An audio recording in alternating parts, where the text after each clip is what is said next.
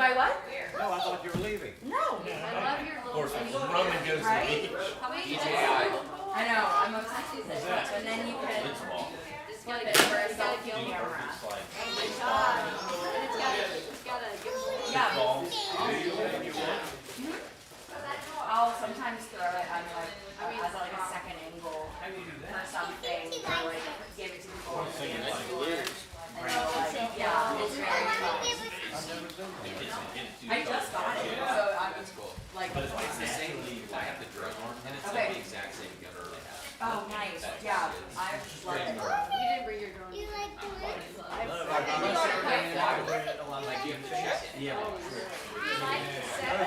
shoot off like that. This is only like. And some people will use this as like their main camera footage. The quality is incredible. You're doing a lot of weddings. Yeah, yeah. It's like college and minor league. But Next weekend, we're going to yeah, go dude, and perfect. check that It's one like of the tie. Well, then once we get it ready. I know, I'm very excited. It's at the Hill Mead, Andrew. the Lincoln Room in Manchester, Vermont. It's So I'm at gonna get it. Wow, it's small. Abraham Lincoln's surviving son's house.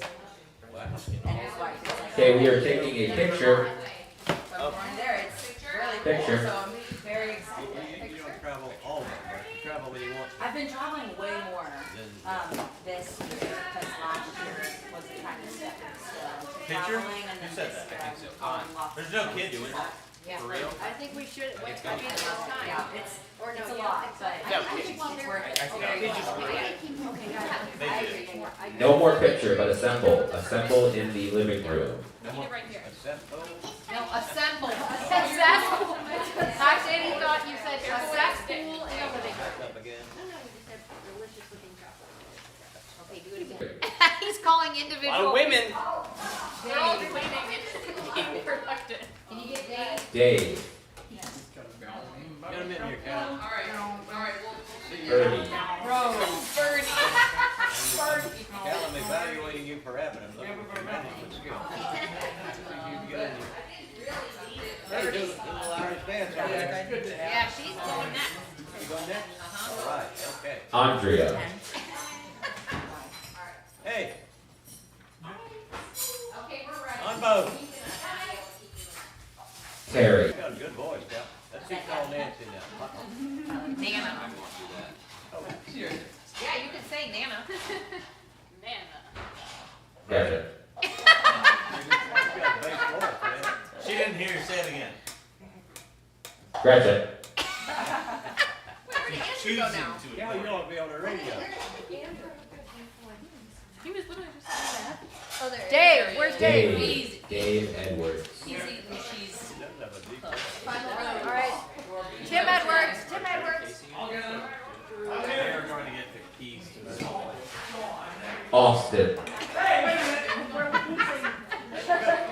Hey, do it as a competition. How many minutes versus 100? Yes. Say how many? We're gonna take a hurricane. There are currently 12 hurricanes present and only 7 ninjas. Wow. All right, he's lying. It's not true. That is not Get it true. live. Ryan. Terry. It's vanilla. He did eat them. Look at Bernie. Look at Bernie's face. What are you eating, Bernie? Bernie, Next, there's going to be a paintball gun. you're right where they're supposed to. You're supposed to. Yeah, be, you Bernie. are. Oh, Hunter, is that the ball? That one that like tricks it. Hey Dave, can you help us for real? Like, Yeah, get it everybody? going? Yep. Yeah, 100%. Cal, Wow, here's we the have a prize. big year. Good job. Austin. Austin. Hey, Cal, here's the prize. We have all three Yeah. Cal, tell them the prize, Cal. We got Grand prize. Sure. Tim and There's Jerry a gotta get vanilla the insure family. on the line that expired 7 years ago. It's still good. It is nice. Oh! Later we tell them. I know, they don't know. Okay, we're going to get started here. Chelsea is going to read her. Everybody get in here. Get in! Everybody, everybody, everybody, everybody. Melody! The kids. Jimbo skip out again? No, there he is. Jimbo's not skipping out, Dad. All right. Wait till after your seat day, that's when Ari comes. Until the dancing begins. Until the Hey, can we have this? Where's Hannah? Who else is missing? We're dancing. I thought it was Paul Simon. Hannah Nate. Hey, Tim, Derek, can we have this party next year? Birdie, you're the only kid who's here. I love it. Yes. We're going to Nathan, Florida. Hannah. Go to the farm? They're Florida. Oh, Florida House, yes. Yes. Baby Rose is right Hey, there. where Drew and Casey? Nate, I think we gotta We start. got- I think we got some kids. Where are they? I think they're tied up. Okay, that's fine. And Dave, everybody who is here, let's They go. went bike riding with somebody. Oh. Why? Wait, don't forget. No, they're playing basketball, but I think Hunter, somebody are got. the kids, is Roman out They're there? probably outside. Somebody. Oh, probably Mallory, probably all the kids. It's raining out there, but they're probably out there. I think Nate and Hannah were dealing with the kids and stuff, which is, they're just taking a break. And I definitely want to go out. Stay here or? It doesn't, you don't have to worry about any of it. Everything's taken care I of. think they're staying here. Okay. But I think, People are just in between. They were in between. We told everybody while we put away the food, they could go do whatever, and now they're. They said they want to ride bikes, so I You said, don't sleep yeah. on the porch? What now? Is that better to sleep on the porch again tonight? Yeah, Andrew and I's gonna be on the front. I think we're on the porch. And maybe Melody. If too. you stay here and see if you leave, there's a chance I get your bed.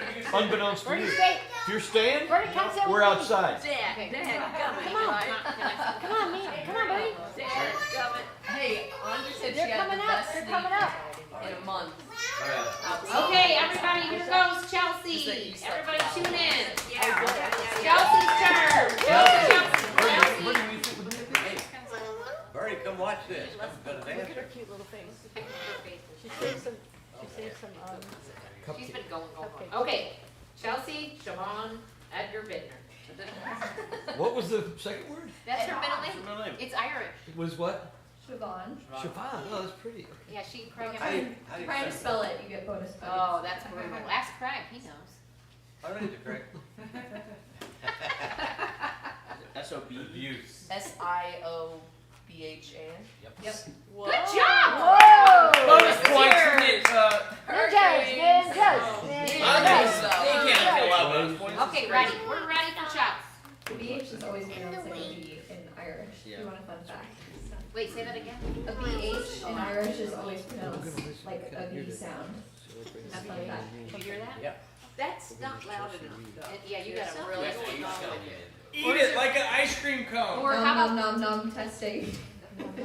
is this one? Okay, is that better? It's better. Is that That's better? better. Icicle, popsicle. That's better. Oh, this one's better. Icicle, pop, Nah. popsicle, test. Testing 1, 2, 3. Well, I like it. That's a funny bit. I'm sure that's an old bit, but Okay. it's a funny bit. Thank you. Yeah, that's better. I will try and speak up. Is this okay? Yes, perfect.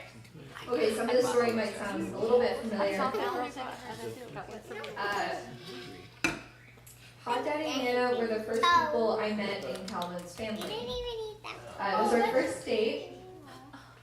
We had just braved a tandem bicycle across the Golden Gate Bridge, standing by the water in Sausalito, looking out at Angel Island and the San Francisco skyline. It was a perfectly sunny day with a cooling breeze. I had butterflies as I chatted with Cal easily and got to know him. In that moment, Calvin's phone rang.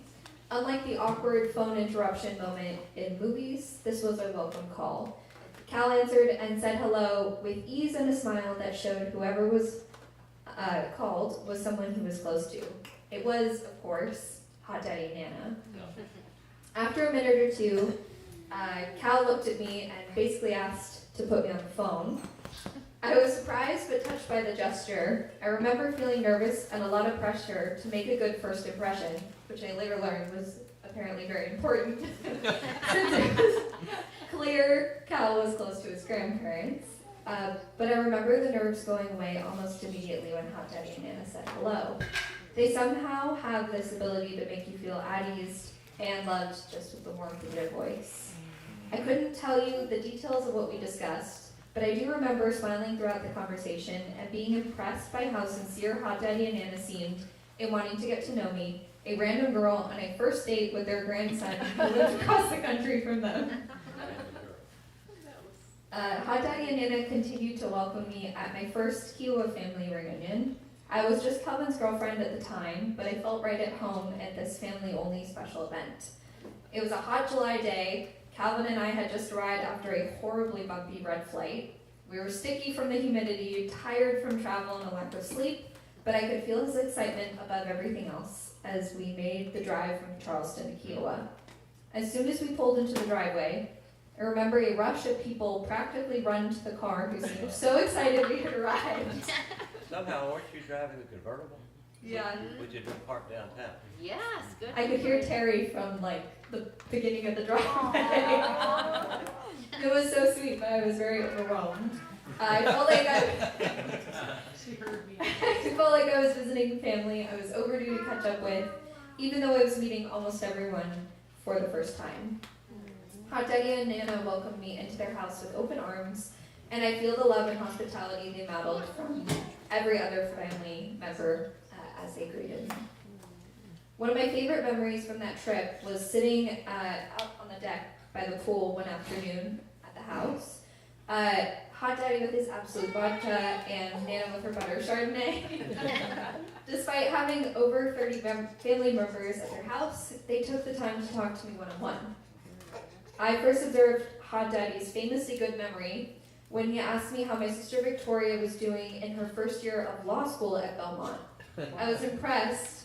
He not only knew such a detail about his grandson's girlfriend's sister, but also that he sounded so sincere about wanting to learn more about my family. I also noticed how graceful Nana carried herself in the conversation. She balanced class and warmth, which made me feel immediately at ease. I continue to be amazed at just how involved Hot Daddy and Nana are all in their kids, grandkids, and great-grandkids' lives. Calling Hot Daddy and Nana the patriarch or matriarch of the family seems like an understatement. They have role modeled for the Edwards how to love each other as a couple fiercely, instill family values that have grown through 4 generations, and how to give generously to the community around them. Hot Daddy and Nana, we love you so much. Oh, Chelsea.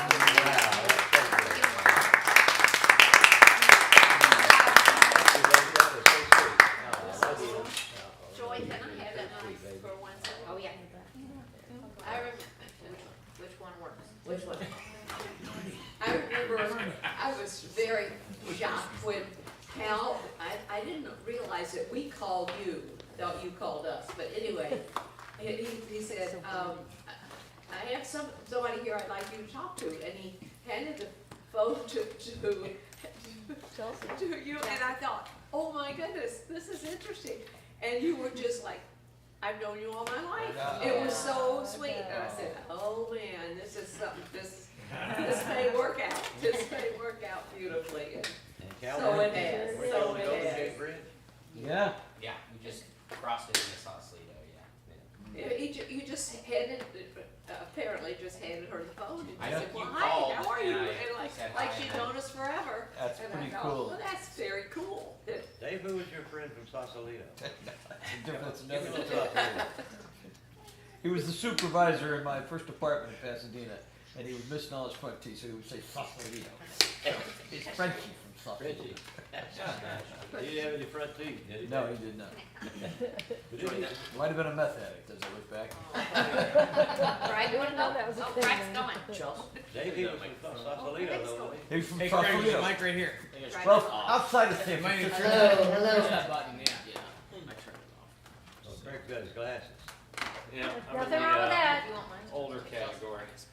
Those little ones? Frank, you got those little ones? I thought you still does. Yeah, I do. I don't have it with me, but you want me to send it to you? No, If you'd like. I think he's got a good one, just talk loudly. All right, this sounds, I think this will work. All right, so I'll just get started.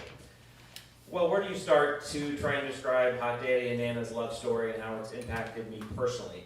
You talk about the look that they give one another that simply says, I've got you and you've got me. Or maybe they reach out and hold each other's hands in a simple gesture of affection. Of course, pinkies crossed, Hot Daddy and Nana style. Maybe I could share about their faith that has grounded them through thick and thin, good times and bad, trials and tribulations, and how witnessing their faith grow for both of them over the years, like reading the Bible together multiple times has impacted my own faith journey. Hot Daddy, I still would agree with you. I don't know why Moses wasn't able to go into the promised land, but I'm sure God had a reason. He had a reason. I don't He know. did have his reasons. I quit questioning him about things like that. That's A lot of other things, but That's not smart. that. So maybe I could easily brag about, and for many good reasons, about all the things that you've taught me over the years.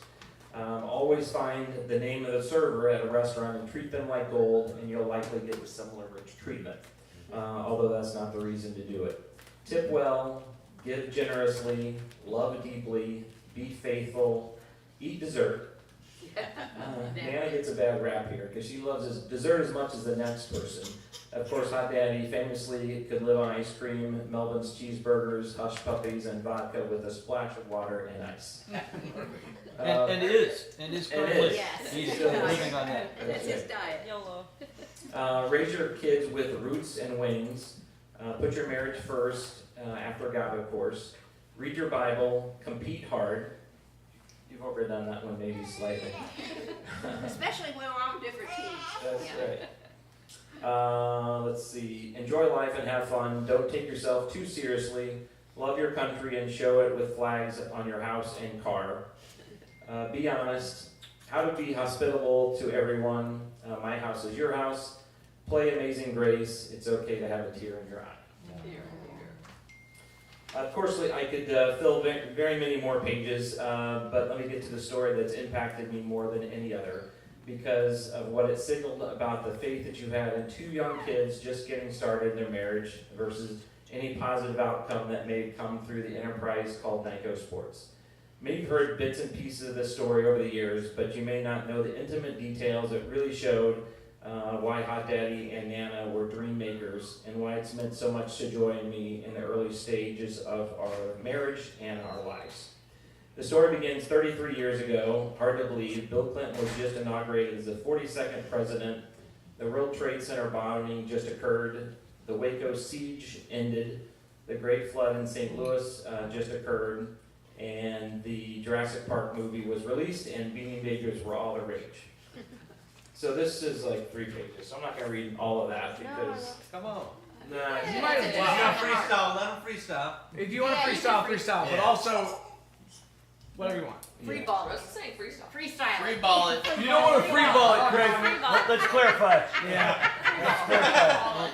Free balling it is a man curse. Free ball it, Greg. Let it Yeah. breathe. Greg, No Breathe. way you can stop. Yeah, I don't think you want to get 3 pages of Nyko Sports. So From the heart. I've told some of you that story before, but I think what really has struck me as the years have gone on is, we were 20, I was 26, Joy was 24, and we were just getting started, as many of you are now. And, to call them and to show the faith that you had in each of us is astounding, because so the details, they loaned us $150,000, which was a lot of money to me, because we didn't have it.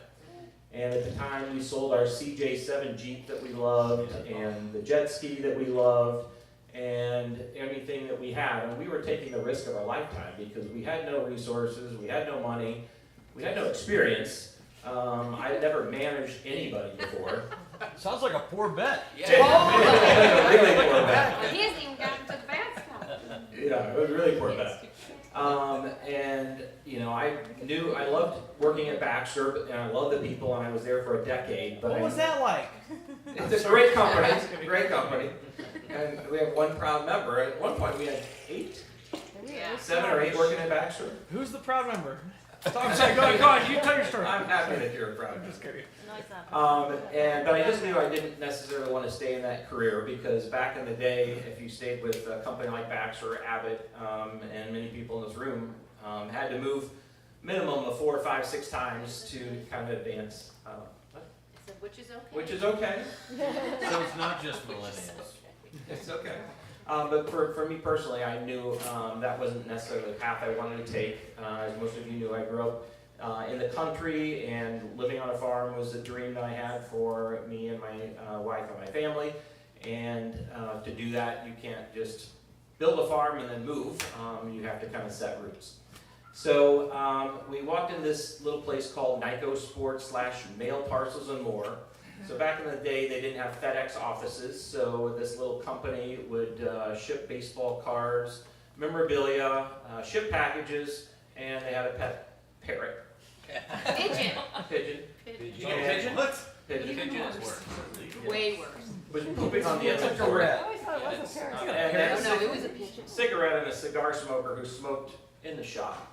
So just a booming enterprise. And Um, narcoleptic. What's that? And Narcoleptic and the And a mom's prison. boss. Yeah. So the top salesperson was a voluptuous woman.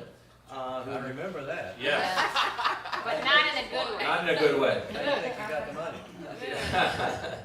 So things were kind of falling out fairly often. But she was literally the mob boss's wife. And we found out later because we'd get calls from Marion Prison from Mickey Tripiano, who would ask us to pass on the Collect phone call. call to his wife, who was the head of the St. Louis mob. So she was our top salesperson.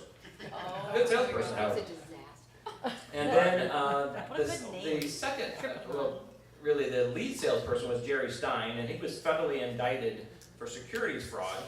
So he worked at Edwards Jones. And every time someone pulled up, he'd say, "I'm going to the back. I hear the paddy wagon." And we were like, "What is he in trouble for?" Sorry. Well, he was because he was federally indicted for securities fraud. So he would Back to the literally headline. prop up this penny stocks, and these little ladies would lose their life savings, Terrible. and he would take the money. Good sales guy, though. Good sales guy. And he did have narcolepsy, so he'd have his cigar in his mouth, and he would sometimes fall asleep With a and pigeon? wake himself With the back pigeon up on with a pigeon I on want to his write on this. On his I head. don't think I told Hot Daddy and Nana this, but they have a stack of Playboys in the Ew. bathroom. Ew. Yeah, I'm just setting the Like scene. that. That's the more in mail and more. I know, Was it S-A-L-E? I thought it was. I also know one other I thought it was detail. Ohio. This voluptuous woman who was keeping the books had a little white liner that she went through Oh, the no, books that's with another very person. frequently. Oh, that's the actually- resident embezzler. Yes, that was the accountant. The resident And embezzler. Jerry Stein with a pigeon on his head, every time she would pull in, he would say, "Joyce is here." Joyce Rock was her name. "The resident embezzler." And she'd go, "Shut up, Jerry." And when the accountant came, tell him what happened. Wait, so did you acquire He these? was about 75, and he built a small business, and he was ready to retire. And so he said, she does steal, but it's really not that much. It's fine. You should hire her. She worked Other out than great for that, us. she makes people snacks.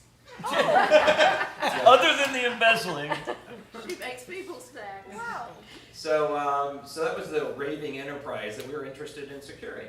And so we called Hot Daddy and Nana, and they're in Ireland. Waterford, Ireland. And they're nice enough to take our call. They're literally at dinner, and we call them and say, "Hey, we found this enterprise, this a fabulous investment." We think. You called And the restaurant. They called the restaurant, and so they take the call, and they're Yeah, like, there's no cell phones, so. Oh, yeah. and so they politely said, "Sure, we'd be happy to take a look." And so we said, "Great, that's our opening." So we sent them 36 fax pages of all the financial, which Facts. Fax. No one knows what a fax is in this room. Terry had to Yeah. describe Yeah. it. Terry had to describe it at the beginning of of the fax The and then most at the money end. I ever made in my life. selling fax machines. Those are really hard. So if you don't know anything, they're little curly pieces of paper you get on the other end, which are really hard to read and really hard to organize. So we sent these 36 pages and excitedly talked to them in depth the next day. And Hot Daddy and Nana didn't shut us down, as you might expect. But they said, "Listen, we'll review this, and when we get back, we could send Shelley Gross, which was their accountant, to review the books." So a couple weeks later, he comes, and Joy again famously says, "Please don't let Shelley find anything that would be wrong about the business." I was so She said, naive. "Don't." I said they shouldn't send him because he might find something wrong. He might find something wrong. And he did. Yeah, he did. Although he was, he thought it was a strong enough opportunity, he wanted to invest, and we said that gave us enough faith to move forward. So they loaned us $150,000. They showed up to the closing, which was very prominent for us. And Joy and I sat in the attorney's office, and he said, just so you know, 50% of people that get married don't make it. And 75% of small business doesn't make it within the 10 years. So are you sure you want to do this? And we naively said that we did. And so many years later, we were fortunate to be able to pay off that loan. So, Tim, in case you're worrying, we did pay it off. If you were. Interest? Interest? Dang, I forgot about the interest. Did we? There's already Embezzler. to fulfill many of our dreams, whether that's entrepreneurship or to build a building. Without them trusting us as young people, having faith in us, that wouldn't have been something that would have happened. And that was just a big part of what our life's work is. And so we're just so thankful that you were open to, that opportunity. Now, a couple funny stories about Nyko Sports. So Hot Daddy was on our board of directors, and a couple times he went to the Super Show with us. And so those with kids would appreciate this story. So Joy and I took Calvin, and at the time Joy was still nursing Calvin. And so he came with us to the Super Show. He may not have known this. It was a beautiful Atlanta, but we happened to pick a hotel that was a motel. Little did we Probably know. got a deal. Probably got a really good Get a deal. loan to repay. That's true. And so we just gotten Calvin to sleep. And Calvin wasn't like Rose. He didn't sleep for 3 years. And it took a lot to get him to go to sleep. So we're rocking him, and Joy was nursing him, and we finally got him down. And so all of a sudden we heard this, and we opened the door, Calvin, and Hot Daddy says, just needed to know what time breakfast is. I don't know, Hot Daddy, I think it's at 8. Okay, good night. And so Calvin didn't go to sleep for the rest of the evening. For the rest of his life. He sleeps pretty well now. Yeah. He sleeps pretty well. It's a lot now. But beyond that, Ralph was on our board of directors, and we had many board meetings and golf outings, and he continued to advise council. And even to this day, I will call him for business advice, because obviously he has so much wisdom, and Nana as well. So with that, I had a few other things to wrap this up. So let me get back to the written pages. Nice tat, Craig. Thank you. You want to see the other one? I like the Yeah, Longhorn. nice. I like the Longhorns Careful. on the. I would Where's read. the I love the okay. Longhorns on the background. Since you're Yeah, free when are you gonna balling, write just your be book? careful. I would read a book about Nyko Sports. I love. Oh, I we didn't. should. By the way, I didn't believe any of I that. love this. And He then- found I it. love this So- pigeon and mob. No, Cal's- and I didn't believe any of that. I always thought that was kind of not true. Apocryphal. Yeah, and then they pulled out a lawsuit, and it's all in documents, all of it. this is The amazing. pigeons in documents, in case law. They paid Lawsuit someone. against. We can the pull the public records. Yeah, well, It's a few like years later, they stole our database, and they started a competitive company. And All the employees? It got down No, to one three. guy. It got down to Craig, me, and a guy from a temp agency, and we looked at each other, and then there were 3. more people. It was in writing that Joy had death threats against her. Oh yeah, Oh my and he said it. From he Mickey wrote it Tripliani or whatever. from No, Jerry someone Stein. else. Said I have a gun, and I'm going to shoot I'm her. gonna kill her. I'm And gonna then, effing kill and her. then, and it's all in all the things. And I'm like, What? I think I had like purged some of this because it was so. And then you traumatic. see, flip the next page. Joy Edwards 26 was threatened by. Yeah. Oh my she's gosh. killed her and Oh, stabbed her. yeah. I never knew that. Dad knew because he would make a cop come pick me up. You've always had a little bit of anxiety that I'm picking up on over the last Now few that it's decades, rooted but in I didn't know It's how earned deserved. it was It's until Well, then. I was like, Yeah. oh. Yeah. Wow. You I did earned not it. know there are that. so many stories, one of which, when our big opportunity is we sold the Phantom World Series ball. Yeah. And we sold 60,000 baseballs. I know, this is the story Wow. about it, but we didn't have any way of backing up that data. So that was all our company's resources. So we would take these orders and put them in the back of my Honda Accord every night, because we didn't want to leave them in the building because they could, It's a little Fire. antiquated. and we would drive home with all of our business Handwritten orders. handwritten orders in the back of a Honda Accord. then bring them back the next day and invoice a few, and then do the same thing over again. And then Hot Data and Nana, again, all parts of the business, they helped us ship 60,000 baseballs. And as you might imagine, Ralph didn't want to do it by himself. And which he was more than capable of doing, so the two of them would ship a baseball in an hour. Somewhere in that time frame. It took us a while. That's about what But makes. explain the fan of baseball, because they wouldn't know. Well, that's a lot. I don't want to take too much about We that. don't want it to be about Okay. But needless to say, it was an enterprise that probably wasn't investable, but somehow worked out, and we're It thankful for that. somehow worked out. It I did work think. out. Yeah. Wait, is this the 25th anniversary of Nyko? 30. You guys having it? 33rd. Like their It's like anniversary. how many, Wait, we that's got just- married 4 months before we bought it. Like What? their anniversary So yesterday. this is our- Before yesterday. This is our 31st year of doing That's this, huge, and and 33rd it's year. a- So you were doing Nyko before. Oh yeah, so the first few years we came for the weekend. Probably the first 5 years. They were running a company. I remember. Well, and looking at what you It- had to. It wasn't on And Joy you was couldn't also have throwing up autopilot. every day in the, I That remember you crew. throwing up every day in the Wow. parking lot. Okay. She was throwing up every day in the parking lot. This is not about Nyko Sports. I know, but it's still good. All right, so No, I mean like. few comments. Oh, So you can't relive it. this is It's what I traumatic. thought Hot Data and Oh, Nana. because I can make it. This is what I thought they probably should have said. Listen, you've only been married less than 4 months. You've got great careers ahead of you with Baxter, so maybe now is not the best time. Wish we could help, but we're holding tight to build our dream retirement home. Again, these These are are things things they you could have. could have said. Maybe it'd be better idea to manage somebody and lead somebody before you buy a business. Who will be your CPA? Who will be your lawyer? Are you aware that 50% of marriages end in divorce and even more who try to run a business together? That's true. Are you aware that only 50% of businesses make it 5 years, only 34% make it 10 years, and only 12% survive the 30-year mark? And we'd really prefer that our lovely daughter not be surrounded by cigar smoke all day, a pet pigeon, a mob boss, a convicted felon, and work out of an 800 square foot strip mall. That's where it was. That's what he was. By the way, within 9 months, we're out of the strip mall, and the 2 problematic team members, the resident embezzler and Jerry, had moved on. So my story is really about how Hot Daddy and Nana had faith and love in these 2 young, very naive kids, and how they believed in us and trusted us and believed that we would have the opportunity to, and would always have our back. So now, 33 years later, we thank you for being dream makers and all that you mean to us and our family.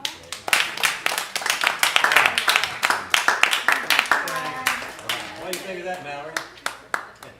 Listen to all that. Good. Great, thank you. Wait, what year was it that you bought Nyko?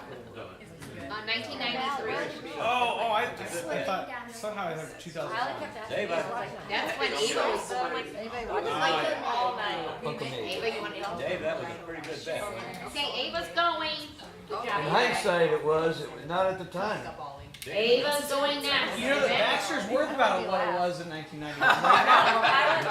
Nyko may have passed it. Despite my efforts. Sure. Biggest mistake Whatever you we want. made You've was been really good. taking it back. Yeah, I agree. But thank you so much. Okay, Ava's going next, and then if they want to, Ann and Dave.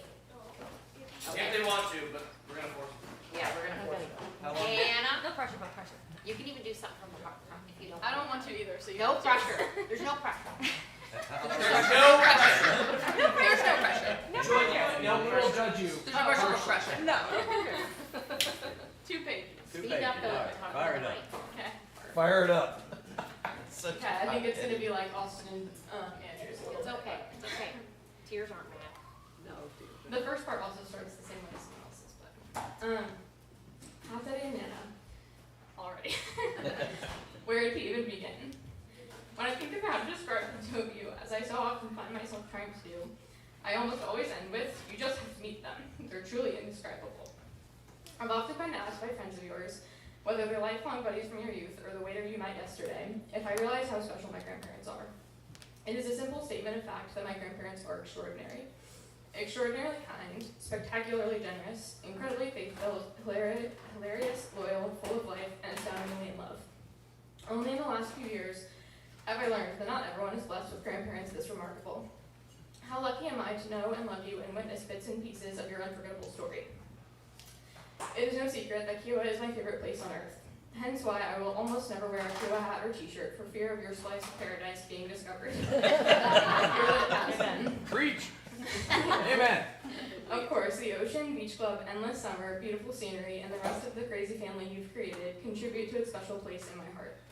But the two of you are truly the heart and soul of every memory I have here. I vividly remember learning to swim in your pool, watching Monsters Inc. on DVD at the teeny house with all of my cousins while you were babysitting us, and being hung upside down by my ankles on the Crew Cafe balcony. I loved summer mornings when Nana and the ladies went to Bible study, leaving us with Hot Daddy, who let us eat Oreos and goldfish for breakfast, and swim until our skin got pruny. And I could never forget the image of Nana's booty pressed up against the living room window. No one can. With the rest of the insane ninjas. Quite the sight for a 5-year-old, but you have to be initiated at some point. Maybe that's when I realized this was no ordinary family. The ninjas won, Dad. It We was all right there. put our butts up. Maybe the last time we won. We moved everyone, and she was 5, and then she said, then we said, Ava, you can come do it with us. And she's like, I don't want to. It's not ready. Scarring. Those crazy ninjas. The Hurricanes would never. No. That's right. We've never had More to. class. Your ninjas are gonna do it tonight. In high school, I found myself drawn to your story on several occasions and used Nana's diary as inspiration for multiple writing assignments. One short memoir titled Chewing Gum, about the start of your love story in 5th grade, had several of my classmates questioning if a story that sweet could possibly be true. When I showed them a single page from your 1946 diary, the one with sparkles surrounding the word love for Ralph Edwards, they caught a glimpse of the love I've been lucky to witness for my whole life. My first trip out of the country was to the Netherlands and Tanzania with you and my family. While I don't remember every part of that adventure, every memory I do have is treasured. It was such a privilege to travel and explore with you, and I felt so blessed to be included, even though I was only 9. I can still picture Hot Daddy jumping with the Maasai tribe and buying a lizard from a little boy on Mount Kilimanjaro. On a list. He's a chameleon. A chameleon. Okay. And I didn't even get malaria at the end of it. We visited Alaska. We visited Alaska when I was in 8th grade, and that trip is still one of my favorites of all time. The humpback whales, bears, mountains, and wildlife were breathtaking, and Kachemak Bay is easily one of the most beautiful places I've ever visited. But the most special part was not only bonding with each of you, but also seeing your incredible sense of adventure, wonder, and energy in your 80s. I learned that not every Nana is as badass as mine, and well, I really don't think anyone else has a hot daddy. Israel was truly indescribable, and I'm forever grateful for your desire to share the Holy Land with each of us. Your faith is much of the reason why Jesus is my everything, and I'm so thankful for the foundation of faith you have built this entire family on. Hot Daddy easily became Avi and Arad's favorite passenger and always kept the group entertained. Nana's scripture reading at every holy site made each story come to life. I remember rubbing olives on my Bible in the Garden of Gethsemane as Nana read about Jesus' crucifixion and resurrection. And of course, having the opportunity to be baptized in the Jordan River would never have been possible without you. I have been ridiculously blessed to have you both play such important roles in my life despite living far away. From Hot Daddy steamrolling over Cal and I in our old house, to coming to Grandparents' Day at Westminster, to converting to Notre Dame fans after hating them your whole lives. You have been constant supporters, role models, and sources of fun. So fun, in fact, that my best friend Hannah and I spent her 21st birthday with you in Charleston. There's no one better in the world to share your first glass of champagne with than Hot Daddy and Nana. My first glass of champagne was also with Hot Daddy and Nana in the Kiowa kitchen at the ripe age of 12. When Nana said, you can't say you don't like it if you haven't tried it. Fair. I'm not sure that rule applies to alcohol, but I was more than happy to try it. Nana, you are a near perfect picture of a Proverbs 31 woman. A portrait of grace, wisdom, compassion, and fear of the Lord. A wife of noble character, more precious than rubies, clothed with strength and dignity, laughing without fear of the future, giving instructions with kindness, and speaking with wisdom. It is like God had you in mind as he wrote this passage. I hope to be half as wise, bold, tough, intentional, and beautiful as you when I'm 92. Only a ninja would ride a mechanical bull at age 85 and look good. Hot Daddy, you have set the standard for the man I hope to marry one day. The way you treat Nana and my mom has raised my expectations to a near impossible standard, and while that certainly makes it more difficult, I am endlessly grateful for your example. And I promise to settle for nothing less.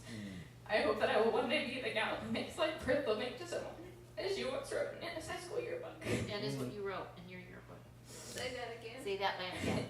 I hope that I will one day be the gal who makes life worth living to someone, as you once wrote in Nana's high school yearbook.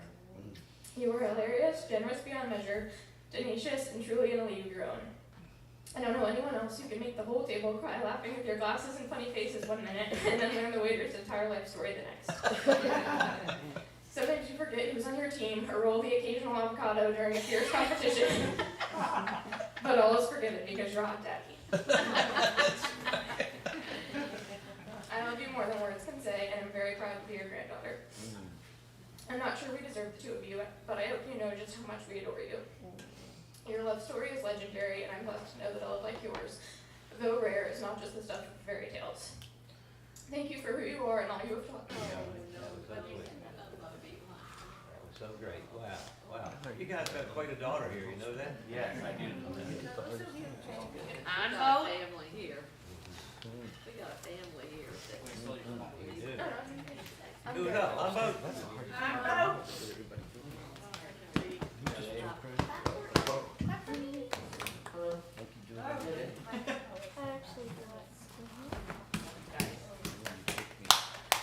Well, it's taken me a while to get to my part of this book together, my part of this book together, because honestly, how do I capture what Mom and Dad mean to me after all these years?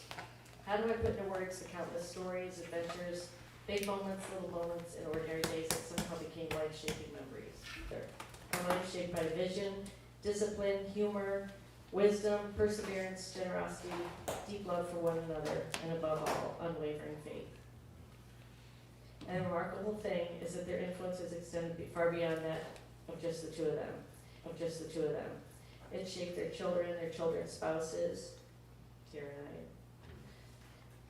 maybe Craig. Great. Hey, Craig. Grandchildren, and now great-grandchildren.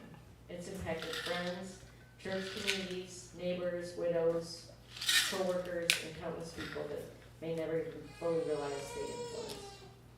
When I first met them in 1981, like everyone else, I immediately saw an extraordinary family. They were funny, loving, close-knit, confident, and deeply connected.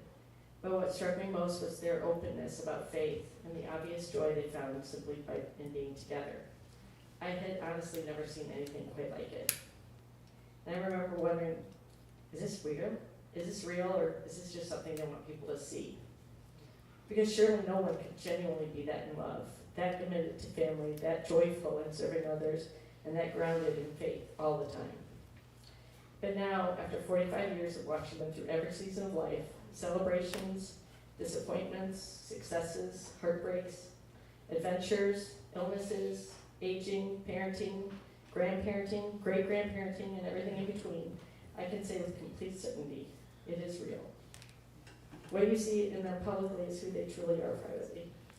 They're strong, loving, wise, resilient, hilarious, generous, and deeply faithful people whose lives have been guided by an unfailing trust in God and faith in Jesus Christ. They don't simply talk about their values, they live them. And through their example, they've quietly taught all of us what matters most in life: faith, family, generosity, perseverance, hard work, humility, laughter, and love. They've shown us that a rich life is not built on possessions or status, but on relationships, purpose, service, gratitude, and steadfast love through every season. What they created together is more than marriage and family, it's a legacy. Should I keep going? Yes. Yes. Yes. Yeah, by all means. And for all of us blessed enough to be a part of it, the impact will continue for generations. And I want to share a few stories. No way to do justice, do them justice, but I'll try. Meeting David at DePaul University as a freshman when he was a sophomore, of course, changed my life forever. We started dating during my first semester, and I still remember the first time I saw his parents during Parents' Weekend. Dave and I were sitting in earth science class. You remember that? The only class we happened to share. when I noticed Nancy and Ralph walking past the. We had a great love for earth science, Cal. Yeah, we did not go on the science meet, it was a mandatory requirement. But it was a class we had together, and we were sitting in class, and we looked through the door, and they were walking past the classroom door, giggling, as they tried to sneak a glance at us inside. And I'm sure that Dave was like, "This is the one class I'm in with Andre. I want you to come peek in the window." And it was really obvious what they were doing. Even then, there was something so youthful, joyful, and playful about them together. Later that weekend at Sigma Chi Fraternity House, Dave was serving as the auctioneer for a fundraiser. I remember being immediately struck by how charming, funny, warm, and welcoming his parents were. Not only to me, but to my own parents as well. They had a way of making people feel instantly included and valued. And then Thanksgiving came at their house on Paradise Lane. The entire family was there. Tim and Terry, still in high school, Joy in middle school, and a house overflowing with laughter, teasing, storytelling, energy, and genuine affection for one another. I can still remember leaving with sore cheeks and a sore stomach from laughing so hard all weekend. It was unlike anything I'd ever experienced. There was a closeness and joy within their family that felt both inspiring and magnetic. Being with them made you want to be a part of it. And from there, the die was cast. Dave and I began what would become our lifelong love story. And in the process, I found myself being drawn not only to him, but to an extraordinary family whose love, faith, we all arrived at our beliefs and assumptions through our own life experiences. And mine had quietly taught me to be cautious of people who seem too openly religious. Their joy, confidence, and constant references to faith were unfamiliar territory for me. But my skepticism began to change one ordinary moment at their house. I'd spent the night there, and when I woke up, I wandered in the kitchen and noticed, you guys have probably heard this before, but I noticed a Bible sitting open on the table. It wasn't like a family Bible. It was, we had at our house on the shelf, pretty and everything, but it was a personal Bible. Not something I'd really seen before. The open page was filled with highlighted passages, handwritten notes in the margins, underlines, and little thoughts, scrolled in ink and pencil. And I remember thinking somewhat cynically, well now, isn't that cute? She really wants everyone to know that she's religious. And she has a cute southern accent, so it all goes up, and then she's got some marked up Bible on display. Marked up Bible on display. Really cute. As impressive as that one page looked, I remember thinking, yeah, I wonder if I opened another page. So I did, and to my surprise, I found the same thing. Notes, highlights, prayers, underlines, post-it notes tucked throughout. Evidence of years spent reading, studying, wrestling with, and loving Scripture. Curious now, I flipped through more pages. Almost every section showed signs of deep engagement and personal relationship with God's Word. That moment quietly changed something in me. I realized that her faith was not for appearances. It was real, deeply real, and straight grow. It grew through conversations and experiences, struggles, prayers, questions, children, the quiet work of the Holy Spirit over many years. And eventually, at age 36, I finally got it. I surrendered wholeheartedly and accepted Jesus fully into my life. It still amazes me sometimes that a skeptic like me became a faithful follower of Christ. And I will forever be grateful for Nancy's steady, consistent, persistent example of what a joyful life of faith, trust, and dependence on Jesus truly looks like. One of the many stories I want to share that captures who Nancy and Ralph are took place in the fall of '87 when they hosted a surprise 25th wedding anniversary for my parents. At that time, Dave and I were living in California, and we've been thinking about how meaningful it would be to celebrate not only my parents' 25th anniversary, but also Nancy and Ralph's 31st anniversary, as they were within the same couple of weeks. And then Nancy called to say she was planning a surprise dinner for my parents. Surprise party dinner for my parents, which was special in and of itself. And, I mean, how cool is that? She was having a party for my parents for their 25th anniversary. I mean, just the thought of doing that, I think, is just amazing. But Dave and I gave Dave and I an idea. What if we turned it into a double surprise? So from California, long before email, texting, or cell phones existed, we somehow managed to organize a party within a party. The original plan Nancy and Ralph shared with my parents, shared with us, was simple and elegant. The four of them would have cocktails at the house before going to dinner together. That's what my parents thought. When my parents arrived at the house, they opened the door and found like 10 of their best friends there. And I'm gonna read. I'll be better if I read. My parents arrived at the house. They opened the door to find 10 of their closest friends gathered there, yelling "Surprise!" There were cocktails waiting, a beautiful set table, candles glowing, and the hired piano player making the perfect atmosphere for an intimate anniversary celebration. My parents were completely stunned and delighted, but the evening was only beginning. After cocktails had been served, the doorbell rang again, and this time Dave and I were standing there with a big balloon, and we said, "Happy anniversary!" And they said, "Of course you're here." And we said, "And we brought a few friends along." 137 to be 137 exact. people were there from all over the country. Both sets of friends from you guys, friends of my parents, family members, DC, North Carolina, all over the world, Virginia, everywhere. Everybody kind of lined into the house. It was very cool. Grandma Standing in Edwards the was freezing there. cold for about an hour. We Yeah. didn't think of that in San Diego when we Yeah, we did this. forgot about the weather issue. Totally, but CEO of Abbott standing in the cold. Grandma with Edwards was Grandma there. Edwards. Ralph's brother was there, my grandmothers, my dad's cousins, friends from Abbott, friends from my dad's law firm, neighbors, dear family friends, my friends, Joy's friends, Tim and Terry's friends, everybody.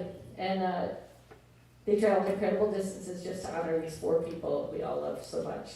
The shock on everyone's faces instantly turned into joy, laughter, hugs, tears, and complete celebration. It was absolutely magical.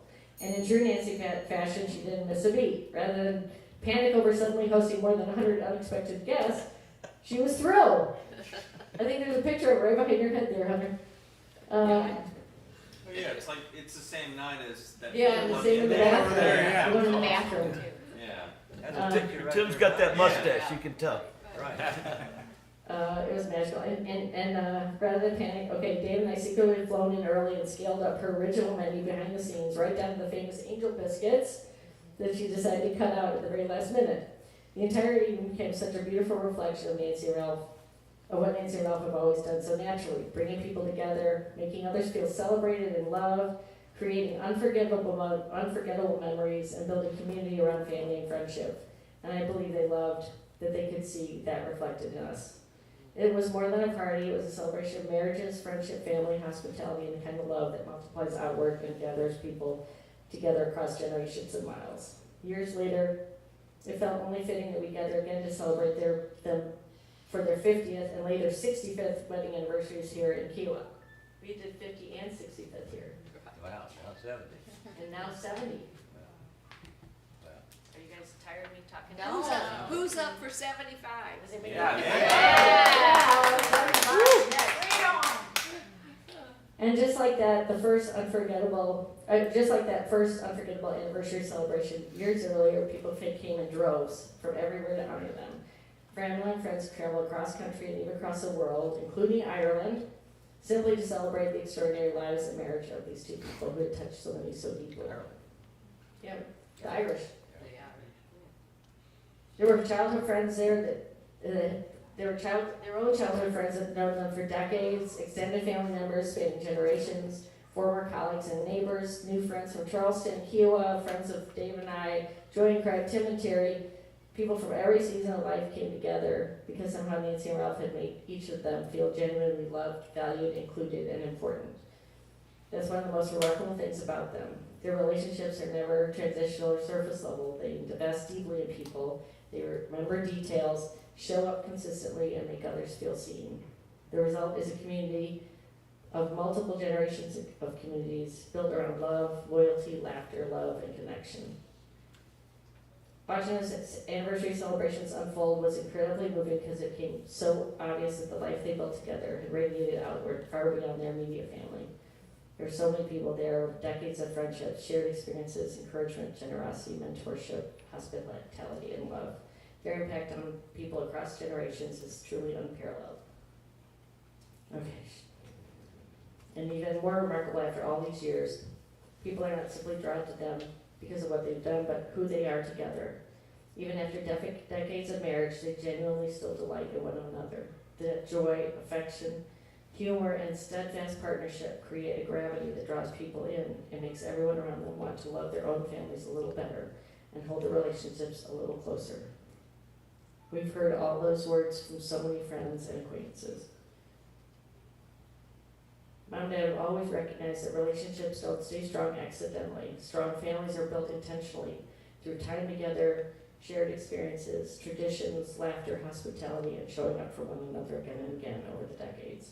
And they've created those opportunities constantly. Some of our greatest memories have come through the incredible ventures they planned and generously shared with all of us.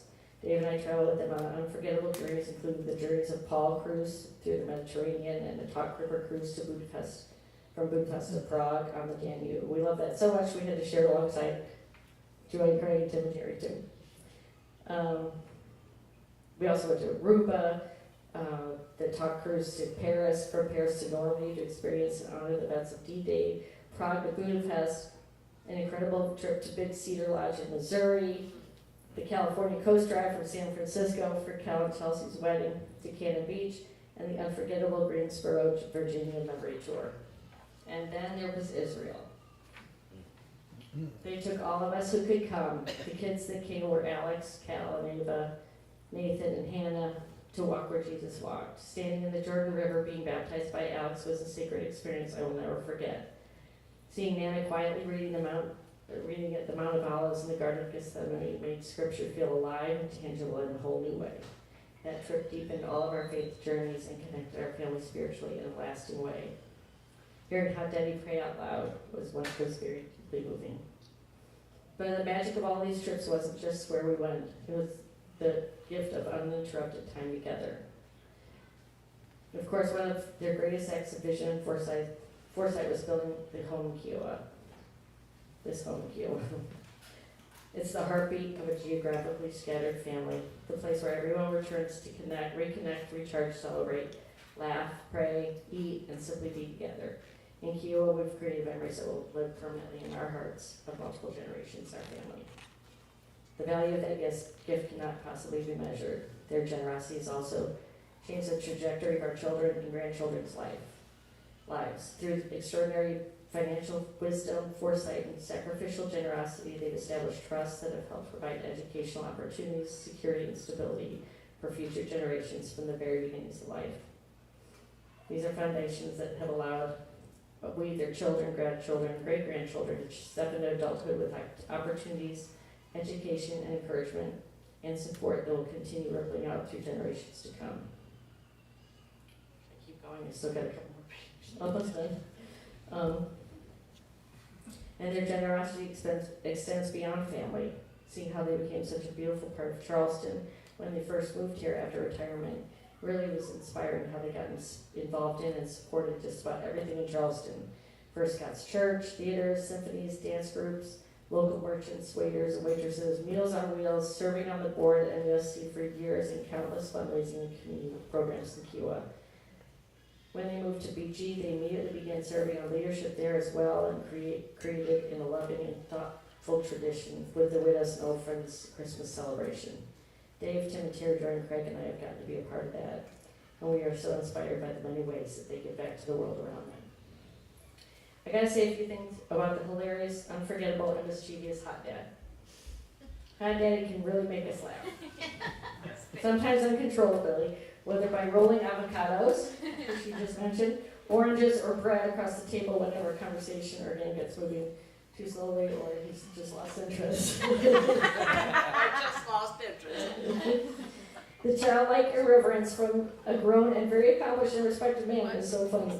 Then there's the legendary Hot Daddy Hurricanes and Nana Ninjas competitions and the endless playful rivalries that they manage to weave into, that they do within each other, that they compete with each other. So gotta get down some classic dad quotes that I'll always keep near and dear. Nan, get those snacks. Nan, get some more ice cream. Everybody's really thirsty. Get some of my drinks. Go on. Get those gadzooks. Or those blue cheese biscuits. Remember blue cheese biscuits? Woo. Run those around the room. Nan, get in here. You're missing everything. Yeah. That was every time we were there. Where is your mother? Where is your mother? Nan, get in here. You're missing After he's given her 20 assignments. Also, let's go for, it'd be the dead of winter. Let's go for a tramp in the woods. I don't know how the tramps feel about it. Dave, go get that box. Which box? That one you used to step up and kiss that elephant's ass. It's never made sense. Does it make sense? Of course, the table game. Yeah, a We're lot all of familiar things with the that table never game. made The sense. table game. You recall, there are a lot of things that never made sense. Right. You rehearsed that one very well. Yeah. Tara, Chelsea serving ice never cream seen and peanut butter to our kids, to our young kids, as we were settling down for dinner. We went to kick his butt. Or If we cookies, just sit him or down, and then Fig Newtons, like Greg was whatever. talking about, yeah, like, okay, shh, we're just out. Hey, I got ice cream. I got peanut butter. We're out of ice cream, so put peanut butter in a cone.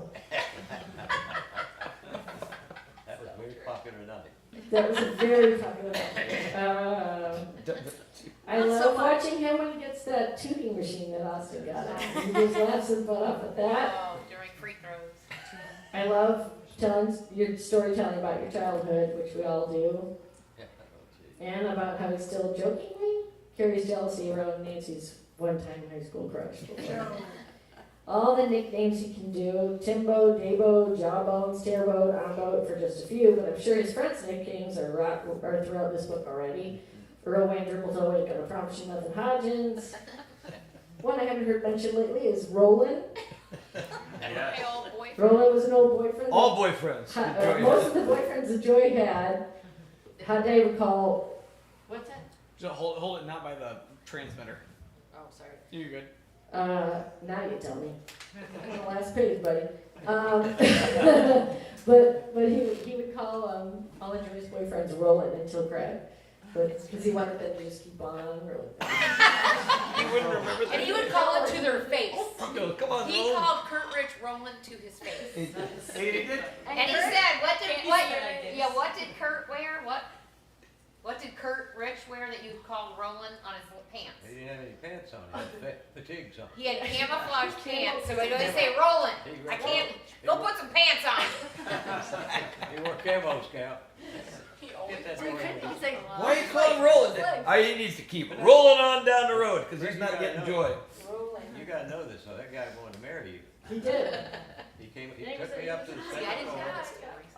Second floor to our bedroom, and fireplace. He said, I got to talk to you. Uh-oh. This is Paradise Lane, right? Or Paradise Lane, it's yeah. See, I didn't notice till like a year ago. He said, I want It was, I have 17 or something, incredible. We were 18 or 19 because I was in college. Yeah. Well, he said he wanted to marry you. And you said keep on rolling. Keep on rolling, Roland. And what did you say? Well, he just said, I really like your daughter. She's very clever, very smart, very pretty. And looks like she's coming from a lot of money.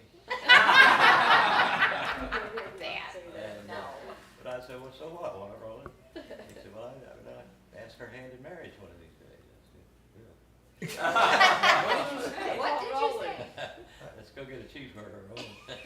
You clearly said no. You rolled an avocado across the bed. To break the tension. Did you know? He was very serious.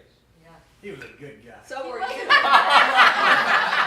He's the one that got away, Tim. We always talk about how great it would have been.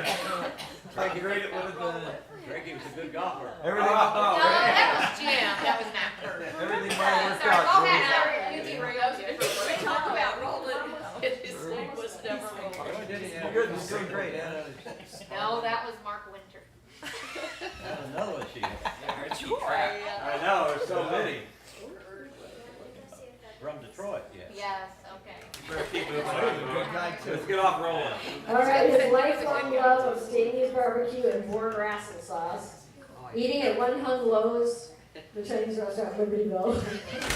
It was terrible. Anytime we had a happy memory or a sad memory, whatever, we would go to an Asian restaurant. He called it One One Hung Hung Low. Lowe's. Very, No idea very the real name. inappropriate. Nobody knows the real But name. where was it? Nobody knows the Well, it was in Libertyville, and no one knew why, but we all would say we're going to One Hung Low. We never really learned the name. And then It's flavor One kids. Hunks, or One One Hunks. Hunks. We're going to One Hunks. But we And then the other thing is we would go to the Flaming Pit after church, Right. We're in St. Louis, and my friend Jenna said, why didn't any of us find that ironic that we went straight from the sanctuary to the flaming pit? That's where they took us after church every Sunday. It was hilarious. Didn't I find that the owner over there at One Hum had a beautiful dog? You should keep rolling, Dick. And it was Just keep rolling. Right. Keep rolling. He hired one Terry, what was it really called? Callahan. No, it wasn't. That's the only way I know. I have no idea.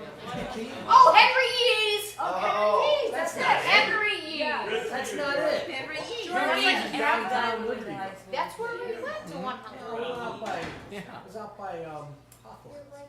Henry Yee went to our high school. Yes. Henry, We you had did? multiple We Henry. had We had a lot of Henry. We had a lot of Henry. have 4 or 5 pages in the yearbook of Henry Yee's. What was next door to Henry Yee's? Hmm? What was next The door to Henry Liberty Yee's? Theater. Huh? The theater. Yeah. the movie. Movie theater, yeah. Good bargain. Playing basketball in the driveway of Paradise Lane. Gathering everyone to throw ice at Dave's baseball helmet and head as he complained about his job at Zenith. Gary's gone, but that was a fun Wet. thing. How'd you get wet? Oh, you took a shower. Okay. We surprised him at the Deer Path Inn in Lake Forest to tell him we were pregnant. Sorry, but Yes. We told, we flew in from California to tell you we were pregnant with Austin. And we were hiding in the basement at the Deer Path Inn in the bar down I there. remember. And we told you, we conspired with, what's his name, Dave, no. no, what's his name? Headhunter. Yeah, that guy. That guy. Bob And- Taylor. and Bob Taylor, right, and Dave. Bob Taylor called and invited you to go to meet him at, the Deer Path, and we were there instead. That was really fun. That was cool. Hearing you Bob pray out loud in Israel for the first time. He made, Bob Taylor married a beautiful woman after his first wife died. Up until about a year ago, we took a Christmas card from her every year that she made. Mm. Oh, wow. Bob Taylor's widow. Mm. Bob Taylor, Cal, was a headhunter. And a good one. And I used him a lot. Well, we knew he would be a good draw for Hot Day and Nana, go to the Deer Path Inn. Tell us about going down into the basement of the Deer Path Inn. Bob Taylor was there or something. No, he wasn't there. It was a ruse. It was a ruse, Austin was there in Mama's belly, yeah. and you were gonna have your second grandchild. Terry was first with Emmy. You know where we are at the Deer Path Inn. That's where we had our honeymoon night. That's where we had our rehearsal dinner, yeah. Oh yeah. So, Yeah. Didn't have a- Rehearsal dinner there. but Bob, we used Bob Taylor to get you there, Where's Dad. Bob? This whole thing better not be He a was in on ruse. it with us, but he didn't come. He didn't go? Yeah, but He wasn't invited. We wanted just you and Mom. Well, you had to get you there. Didn't we go down? You got there. Hey, where's Bob? This whole thing better not be a ruse. Let's fill that role. I was really looking forward to seeing Bob. It's great about you being pregnant and all. Where's Bob? They had a nice little bar in the basement of the Deer Path Inn. That's where we were. Yeah. Yeah, you've been there. That's where we had Owned by Abbott now. Right. Yeah, Deer Path Inn. Your mom and dad, yeah. Your mom and dad had a rehearsal dinner there. Right. Yeah. Bring us home, Mom. I have a hard time bringing this to a close because so many Reminiscing. Well done. Hopefully this book we are creating will capture, even in part, the incredible people these two people are. What I hope comes through most is how much I love and cherish you both. And how deeply blessed and grateful I am to have been part of this unique, extraordinary, faith-filled, laughter-filled, love-filled family. Your legacy isn't just what you've built, it's who we've all become because of you. Thank you. Wow. Way to go. Hey, remember that time you were getting married, where you went out in the sun and got red? Yeah, it's right before our wedding. And Dave had a rat tail on the back of his head, remember that? A rat tail. Good job. Oh, that's a great idea. Thank you. Good body, great start. Deer Path Inn. I don't know. You know, I haven't liked it.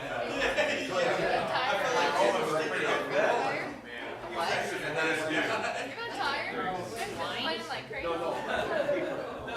Dave, you know that.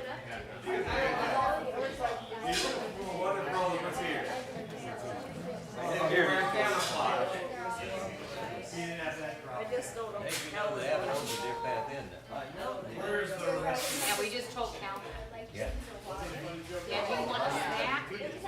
stop drinking, just can you do this? I'm like, gonna just a barbecue couple sandwich. sips, please? Oh, good. Barbecue sandwich or? He's had like 7 hamburgers. I bet he would like that because he's had so many hamburgers. Okay. He's like had 7 of them. Okay. No, but not too many, just like that. There's Body one. Well, you gotta read yours. I haven't done mine. Dave hasn't done his. Hannah. Hurry, you guys hanging in, Brett? Hannah has it. All right. Some people might.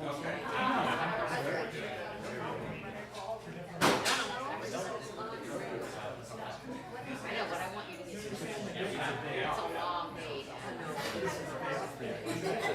I feel like I run a marathon and crying. It's like, oh. Me too. Great memory. Steve, I make Well, mine. you don't even know your one and only daughter. No, I thought it was. It's always disappointed. Dave, How you doing, Aunt Daddy? I've got a stomach. Yeah. Give him an I make apple. a cupcake, that's all that from. Can I have chocolate? Yeah. Chocolate cookies. She had you minced it. When you go to the doctor, you go to a party, people come up to you after martini, little itch in my back. I've got this I asked her about my elbow and she knew I have a really sore elbow. And then she felt around. What'd you say? Is it the ligament of Christ?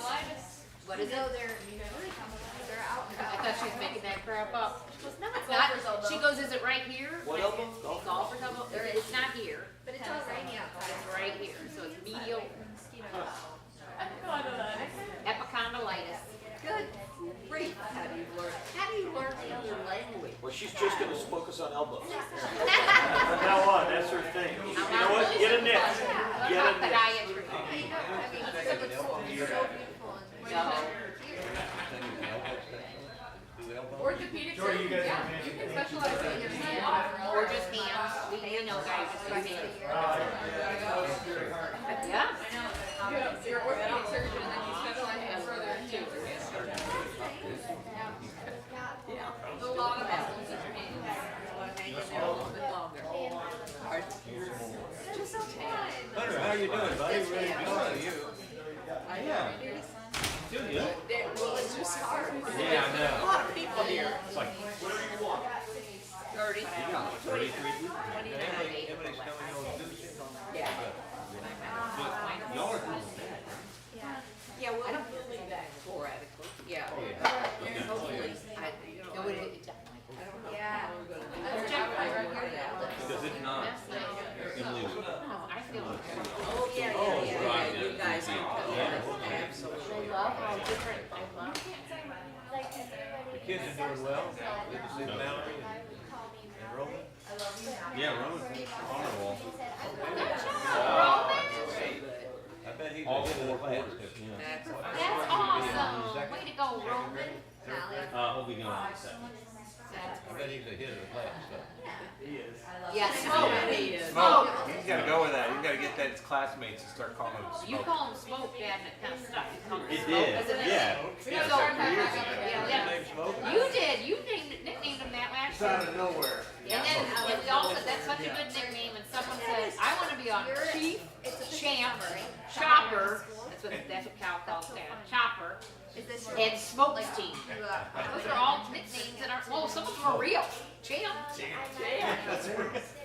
love it. Having long enough to go to. You know what? I Yeah. thought there would be baseball teams. Smoke's a great nickname. Major league offense. Exactly. And I think I was wondering. We had a smoking lounge. Yes. No. It was a rural America. Bad word.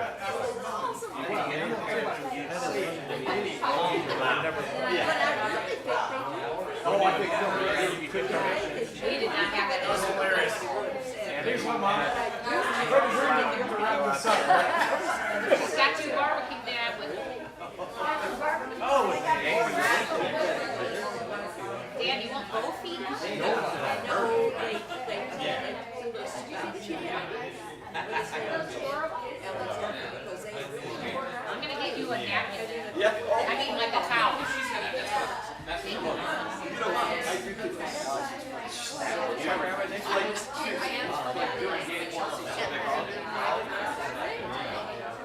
Dad, Tell us the dad's name. I think you will. What's up now? No, it is. No one will take you on tomorrow. Oh, man.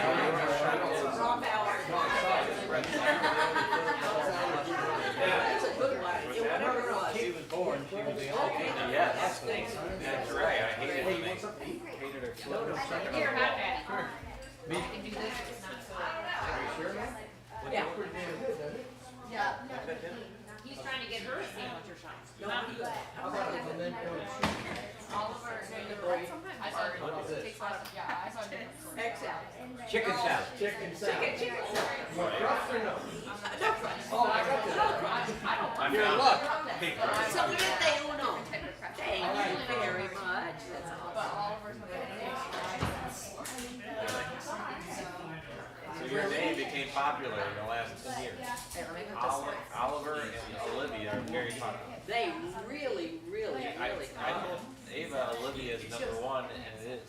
Ava was never a popular name. That's all really hard. It was I know. We thought it was very unique. Oh, yeah. Cal is still, so just like nobody's named Cal or Calvin.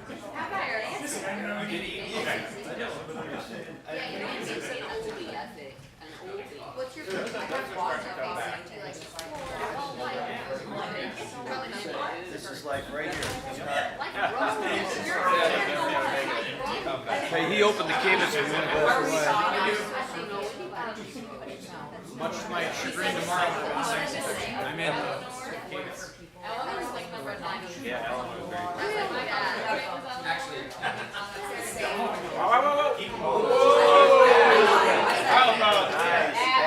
Can you imagine if some idiot spilled wine on your good rug? Chelsea. You just. I heard about that. And I'm like, what? Don't people not know these? They have a carpet guy. Does somebody not know? Yeah, the carpet guy. That is inconsiderate. That was a good catch. That was during the Hurricane. Oh, you have it. That was really good catch. I don't know how you did that. That was white wine. It wouldn't have been a big deal. This was a big deal. Mallory, Hi, Hot Dad. what do you think of this book? Of the what? What do you think of all these I'm people? hot, Daddy. They're all crazy. Loves them. They're all crazy. They're all crazy, but you. Doing the whole round. Tim, did you wear that off and get the crust off? Or just brought the crust? Who just bought you seen?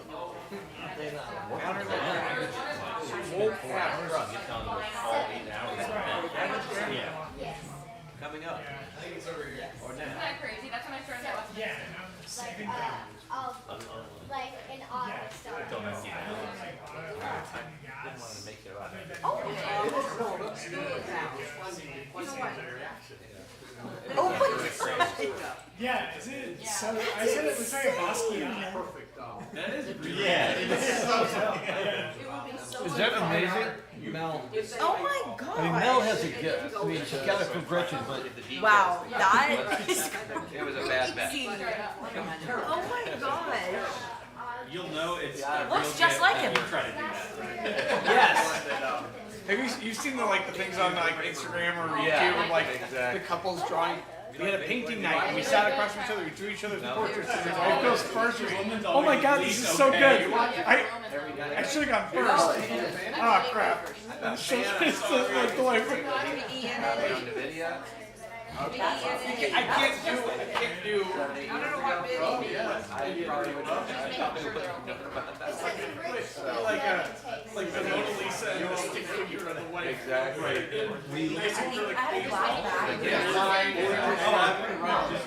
Mine be more detailed, but hey, it would be Really stay in the household. This is not. Does it say process? David on. Here, I can read it. Is your dad retiring soon? I mean, he's like, he's still working, but he just like helps it. Dude, your dad said you got paid too much money. Mally, I just want to say you a compliment. Last night I wrote all the kids and keep them Until he has engaged.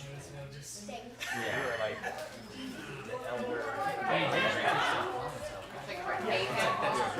He's like a Hawaiian. They all the girls look up to him. Not only that, she let us. How often do you get married? Yeah, you did. I know, you great. How often? I don't eat much or anything. Things, and I'd be involved in shooting goals. You got 4 on your plate. I may never watch it yet. You're gonna be in the 7th grade. Thank you. Seventh grade, right. Pretty good. What we call it. We were put out somewhere? Red Man Tom Tom. Hi, Daddy, I remember you telling me that you're getting older until you're 90. Oh, now he's not really as old as he is. Say that again. Yeah. Yeah, bro. Bingo. So good. He hasn't hit a gross curse. Do you want to wear them or not? Yeah, you do, honey. Speak up. Turn 8. Oh my God. The irony in that comment. There's irony in virtually every other comment. When I was little, you would tell me that you were getting old, and I said, no, you're not old until you're 90. But now, if I'm Yeah, see, I'm older, right? Now he's old. Now I'm 92. not 100, so many things. You're 91, you'll be 92 She's and 92. I'm not. He married an older. They're an older woman. Hey, hot They dog. don't do that. I had to get it out of the way. One thing I left out. I want to say this in front of my 2 kids. In case get all hard. But I came to find out later when I called to ask Joy for marriage. You guys were in Scottsdale. And I found out later that after I asked you to relate back on the bed in front. Yeah. You told me that. You and Mom told me that you sat on the bed, and then when he hung up, you laid back down. Oh, I did.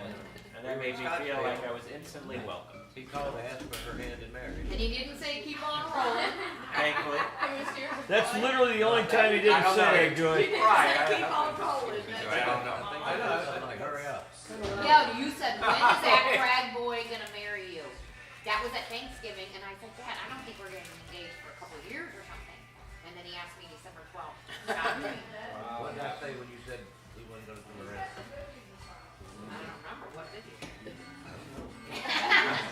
You never said keep on rolling about Brad. That's right. What was the guy's name? Perfect that thing. Kurt rolling. But his name wasn't His name had rolling. nothing to do with that. He said, if I go on home later, he said, I think I would take you. That's insane. You also have to say, Oh, there it is. It's in the window. What would how they got to now? Oh, I did something. He's right. I didn't do that.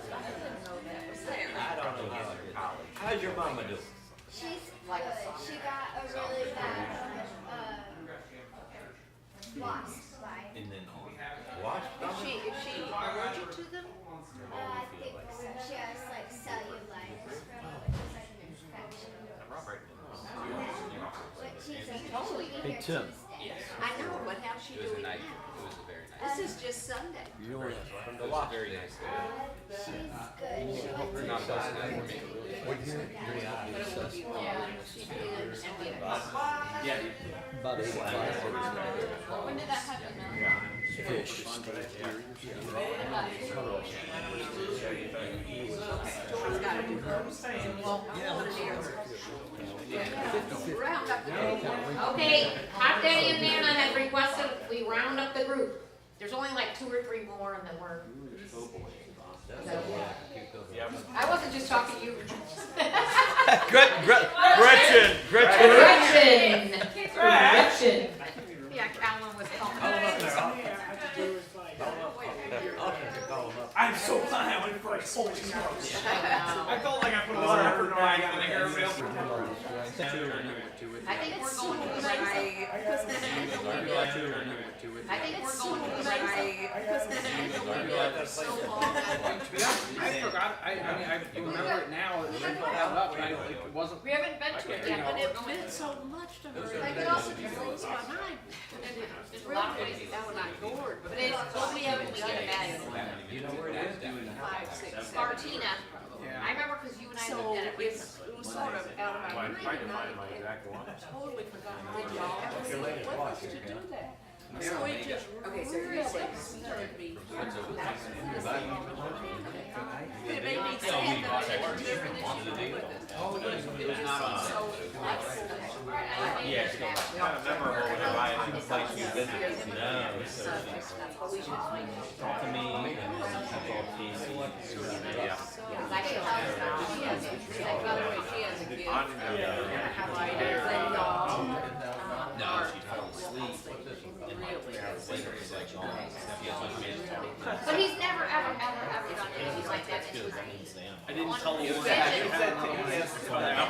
Barely. At the time it was like $300. Read like the lecture or something. But you also, Peppering you it with was a questions. midget. Really hard. And I walked away with it going, whatever I threw at you, if you didn't know the answer, if you didn't have a good comeback, I don't know, I just have to believe that there's an answer to that, but I don't know. And I was like, I can't logically contend with that. It's a little bit. We only have a couple left. Nana just has faith. That's what faith is, I guess. You don't have to have No, the answer. and we're gonna see you again. Way more answers out there that I don't know. Isn't that good? That's valid. I was like, it's a lot of questions. I have a Funny glasses. Someday I guess I'll figure that out. I love Jack. He was the chat I got mine. There's like 15 years I'm always curious. we have I live probably with the a rental house. an encyclopedia beside me. You don't have full. Now I can summarize all the encyclopedias right there. Yeah, we made it work. And yet, it can't answer a lot of.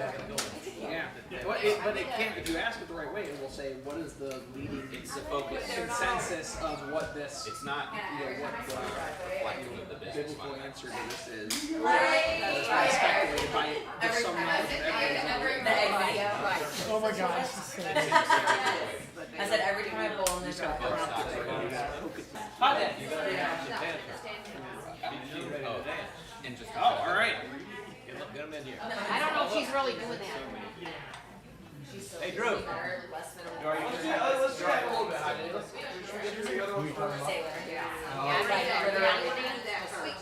No, I don't think. I think we're just. I literally I do that in like grocery stores apparently. I drive my mom right.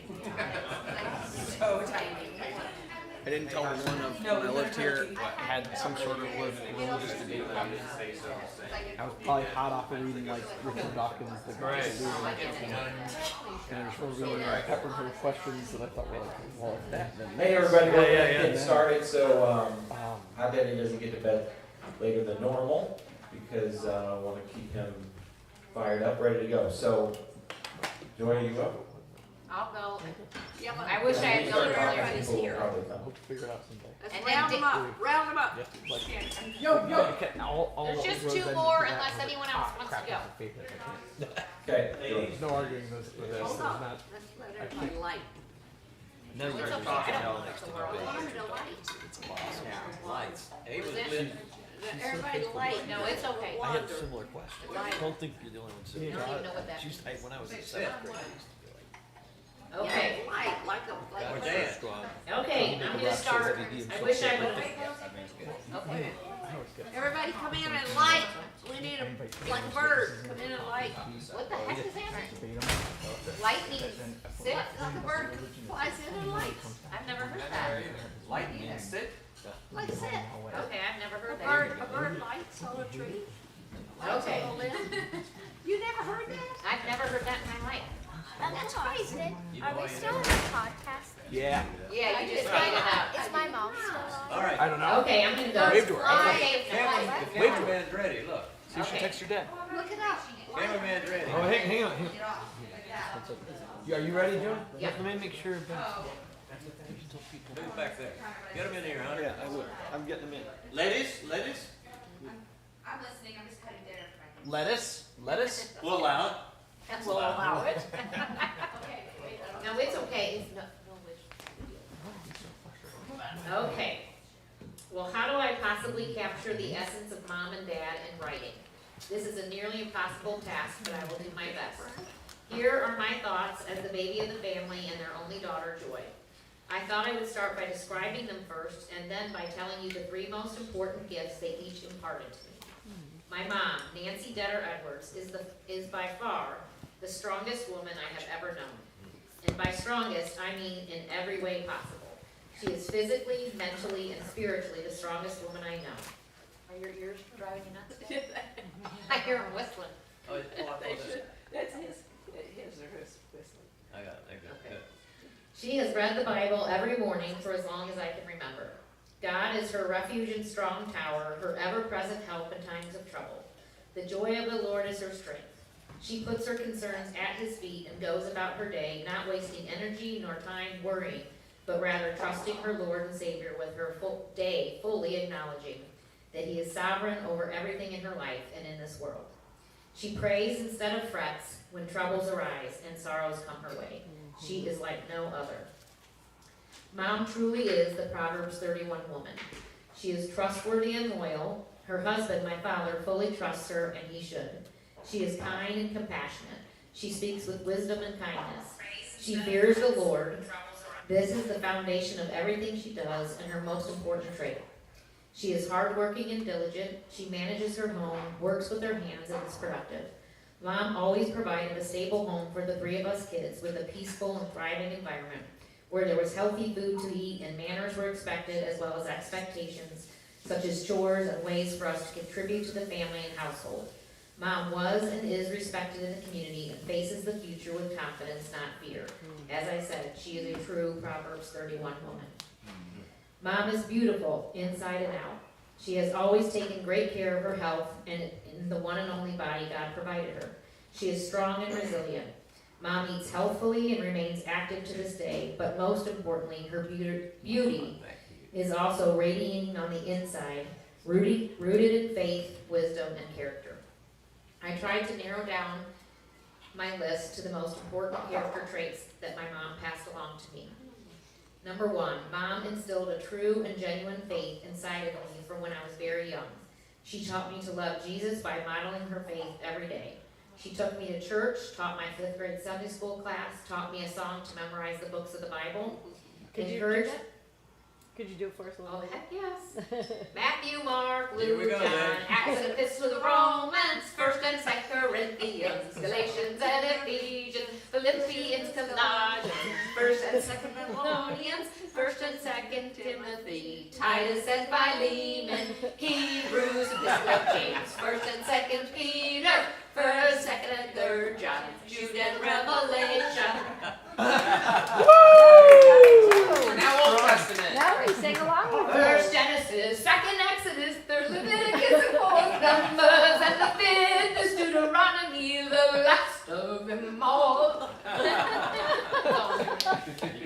should see her with a glass of wine. Great, John. Now you know better than that. I know. Do not encourage. Okay. I have certainly strayed. Oh wait, but you also encouraged me to attend youth group, go on mission trips, and read my Bible. It took. I have certainly strayed from God during seasons in my life, but I have never stopped loving or believing in Jesus. This is the greatest gift of all, and I am forever grateful that she passed her faith along to me, and I hope to have done the same for Calvin and Ava. She taught me to share the gospel with my children and others I've come to know along life's path, so that I can share this hope that we will all be together in heaven again for eternity one day. Number 2, my mom taught me to honor and love my husband, Craig. She modeled how to love God first and next my dad. She always supports him, honors him, respects him, and encourages him. She also prays for and with my dad and knows he is her lifelong partner and best friend, and she taught me to do the same with Craig. Number 3, Mom taught me what an unbelievable blessing it is to be a mother. She was and still is an excellent mom. She was always there for each one of us and could be counted on to show up at all of our sporting events and all of our extracurricular activities, swim meets, piano lessons, basketball games, track and cross-country meets, etc. She modeled for me what it looks like to be around the house, etc., But she also knew that I was extra sensitive, so she was very conscious of that when holding me accountable for things. She was always involved in the community and active giving back. She was president of the United Methodist Women, served at our church, taught Sunday school, tended to a huge garden she adored, served Meals on Wheels, and served at other charities with my dad, like Lamb's Farm for the mentally impaired adults, United Way, etc. But always made sure that we knew that Dad was her first priority after God, followed quickly by the three of us children.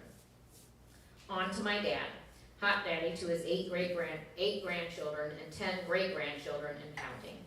Oliver Ralph Edwards Jr. is truly my other hero. He has always cherished Mom and treated her like a queen and lets her know every day how beautiful she is and how grateful he is for her ongoing care for him. He's so proud to be her husband. Dad has taught me so many things, and as I did with my mom above, I'll try to narrow it down to the most important 3 traits I believe Dad has passed along to me. Number 1, I think that I have learned to be generous from Dad. He has always demonstrated it is more blessed to give than to receive, Acts 20:35. He has shown us this throughout his entire life, or throughout my entire life. From his extremely generous gift giving to charitable giving and serving with his time, to giving the best tips to every service person, waiter, waitress, driver, or other whenever he gets an opportunity. It blesses Dad to bless others. I can think of hundreds of examples over the years of his generosity, even some anonymous monetary gifts he gave that only I know about. You did. I put $10,000 on someone's front door, and to this day, no one knows who it was from. And it's someone in my life. No, I know. You remember that. Even a widower. She was a widow and who knew she was in need, and they don't even to this day know you did it.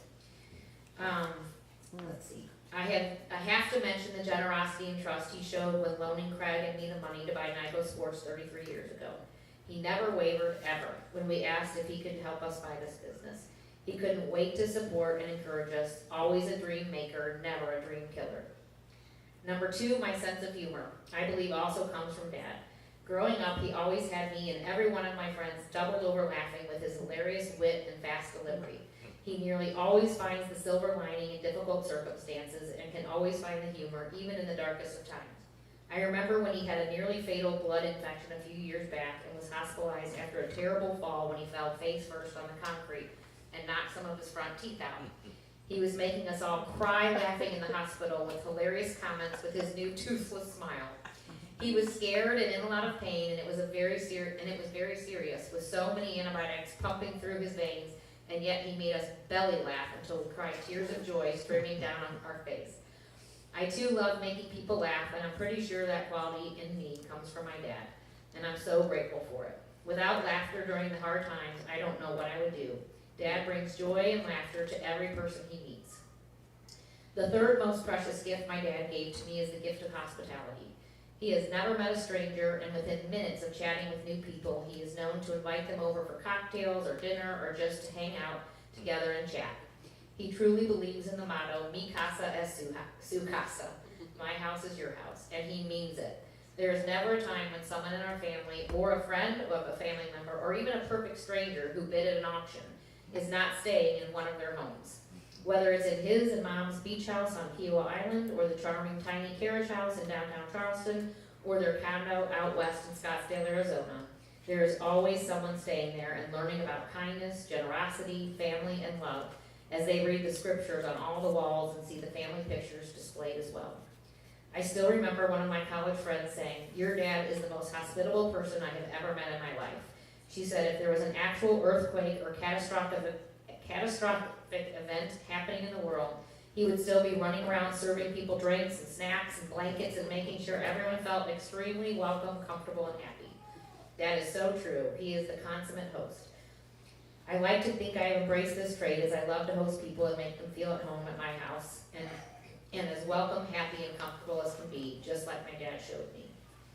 Clearly, I could write for days about my amazing parents, but there are 32 other people that also need space in this special book. So I'll end by saying, Mom and Dad together taught me to have a faith in Jesus, how to be a loving wife to Craig, and mother to Calvin and Ava, and mother-in-law to Chelsea, and daughter-in-law to Sandy and Gordon, how to be generous and hospitable to family, friends, and strangers alike, and how to bring joy to others and to laugh each and every day. I cannot possibly put into words how much they mean to me. I am the most blessed daughter in the entire world. Thank you, God, for my mom and dad. Joy.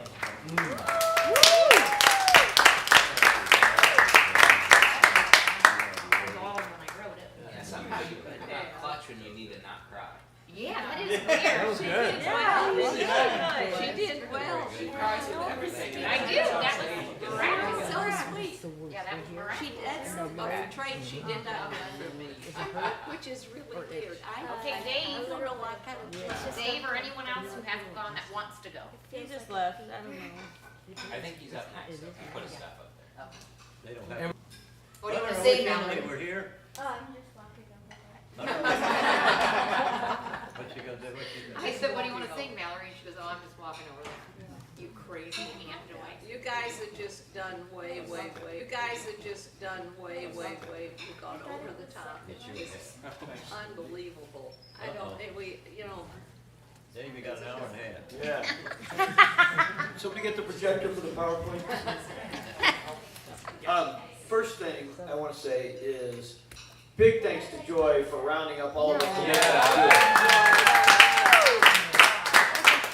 This was Joy's idea. She conceived it. She rode you like a racehorse to make sure you all got it done and on time. Some right on time. Some finishing as the speeches were happening. So, but Joy, thank you for the inspired thing and all the posters and all the pictures and everything. Thanks to Tim and Terry for getting And the here and balloons that getting were everything already ready. blown up. Yeah. Thank you very much. All of that. Tim and Terry got here, got everything ready. Also, just a quick note, Tim and Terry have been here with Mom and Dad a lot over the last years. As soon as they retired, almost right away, Dad had a couple of challenges, a little heart challenge up in Portland, and Little 6 months later was on dialysis, and Tim and Terry have spent an inordinate amount of time in Charleston, which doesn't suck that bad, but just want to acknowledge how much time they've been there, just being amazing as they're kind of dealing with this last chapter with dialysis. But you know what, Dave?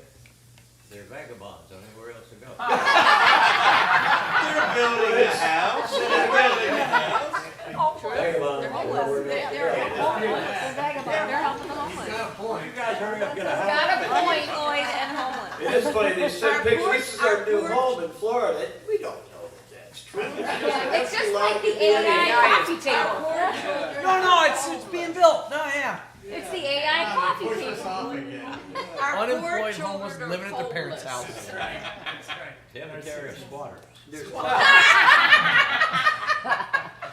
I thought it was bad. By the way, to be homeless. Now they're squatters. They were in your bed last night, for what it's worth. They were squatting upstairs in the King and Queen Lounge. Squatting again. Yeah. Squatting again. Unemployed, homeless, living with their parents. I told you he'd never. They were I told actually you the my ones brother would that, never straighten up, man. they were the ones that we actually found in Scottsdale squatting. Yeah. Yeah, Dave's brother never gonna straighten up. He's a hunchback. That's another dad joke. That's You lend me another- $20 that's till my another brother bad straightens joke. up. It's also Sure. another bad Tell me joke. about. Well, he's a hunchback. He's never gonna straighten up. So you're never getting your $20 back. Another hot daddy joke. A couple other things. Just sitting with Mom and Dad the last couple of days has been really cool because as the pictures are coming through Kiowa, I got to sit with them as you guys would send pictures and put them up on the big screen, and we'd talk about it, and they'd be like, "Wait, that's who is that? That's Rose, and she's in Ava's arms, and there's Drew in the background, and I think that's Andrew there, and then that's Roman off the diving board, and that's what Kiowa is. It's all the cousins together, people that don't get to see each other every day. It's just great jambalaya of cousins and brothers and sisters and married people that just got into this, infiltrators like Chelsea here, that have just snuck their way in. And it's amazing. And everybody's in all the pictures, and we would go back and relive them again. And usually we ended up with Roman in a flip over the pool, which was great. Cool. So that was cool. I think we should get all of your books together someday and look at them. That's a great idea. How many books we got? 15 maybe? 31. 31. She started year one. Plus a whole bunch in the middle. Yeah, there's a few in the middle, but Kiowa, I mean, has faithfully done every year for 31 years, collecting pictures now from everybody. But Like a thing to hold Pretty the cool. camera. The other thing I think I want to just share with this whole group is that this is really unique and special. I mean, almost nobody in the world has this. And I just think it's worth us recognizing that Mom and Dad are the foundation for all this, and the intentionality of seeing, and we tell this story all the time, but 31 years ago when they were building this, it was a big hole in the ground, it had this beautiful view. When they built this house, Tim and Joy and I walked in here, we're like, this is the biggest house we've ever seen, the nicest house we'd ever seen. Nothing like what we grew up with. It was extraordinary, but we couldn't imagine why did they need all this space. And last night, Jerry was desperately making a call to find any place with a couple of extra bedrooms so that we could house people, and actually, even with that, people slept outdoors. So it is amazing their intentionality. They could see what we couldn't see, which was 3 decades out. You couldn't know exactly what it would look like. And look what you did. Like rabbits. Plan on this. Like rabbits. Like rabbits. We've already hired a sniper. If you ever decide to sell it, down the road, you're gonna get shot.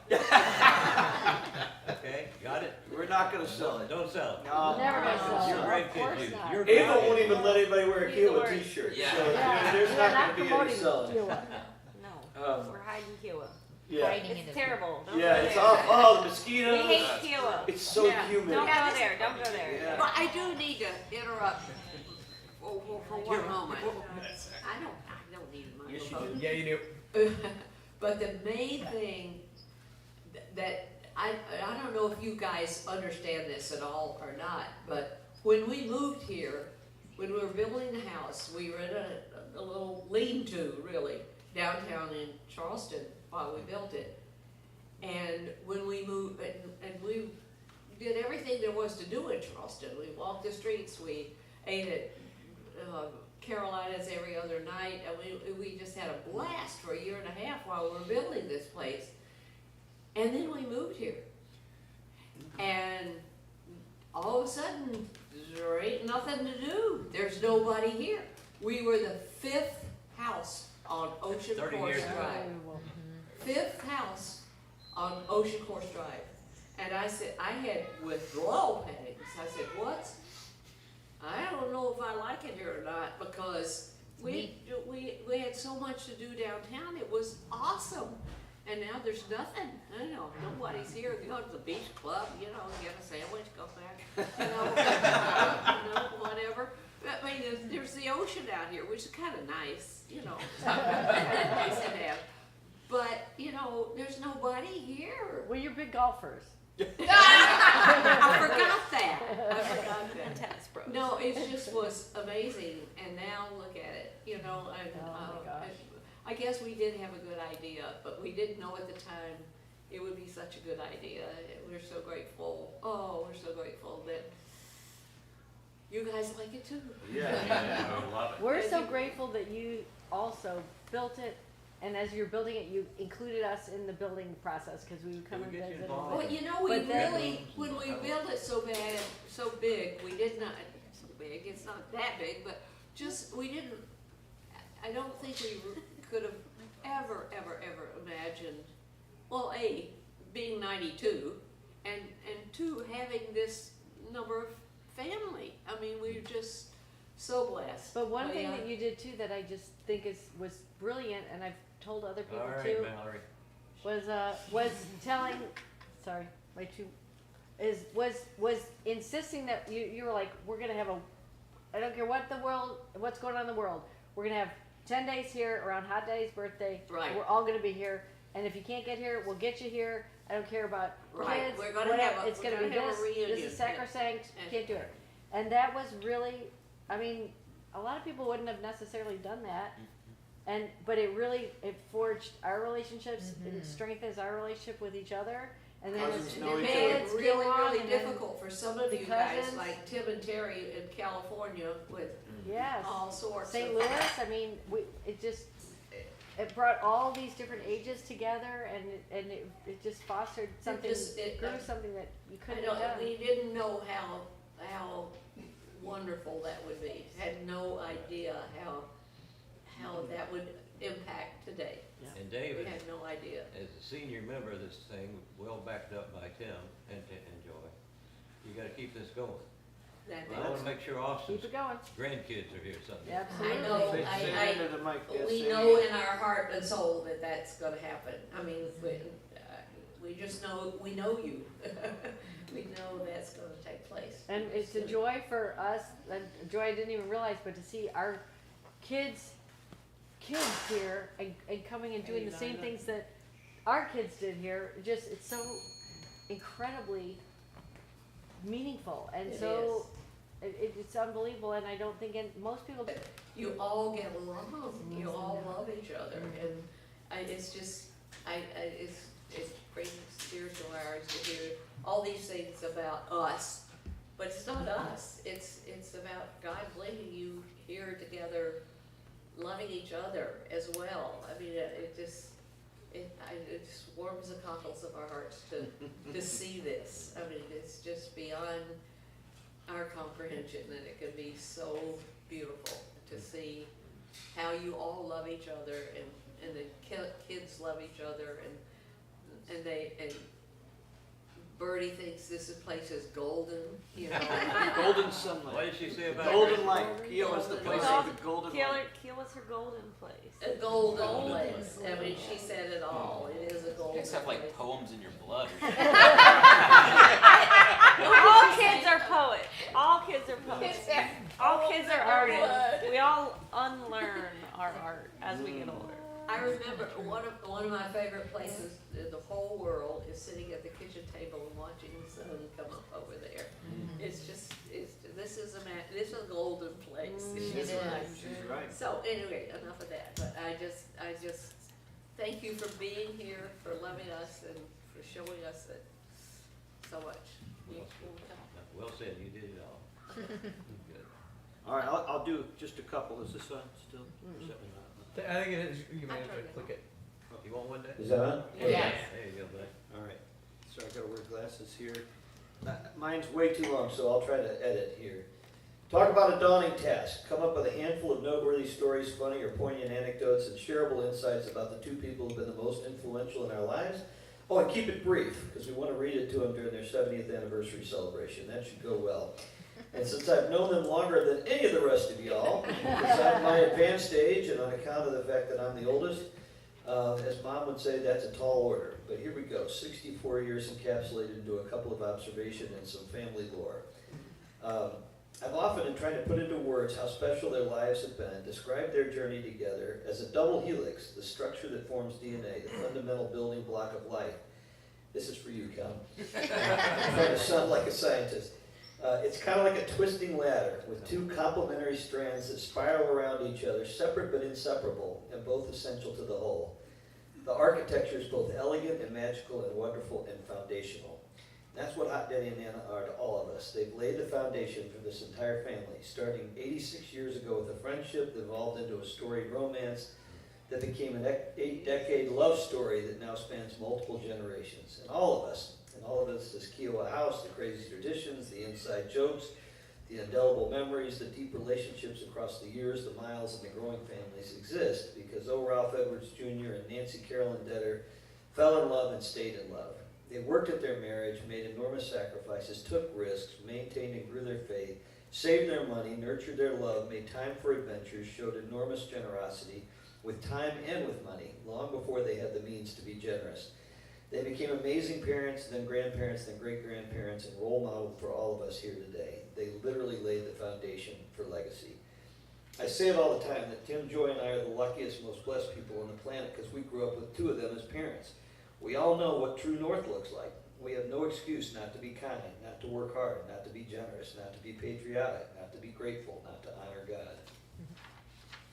By the way, quick aside, this morning, I got up at 7. Dad had a rough day at dialysis yesterday. It was harder, than...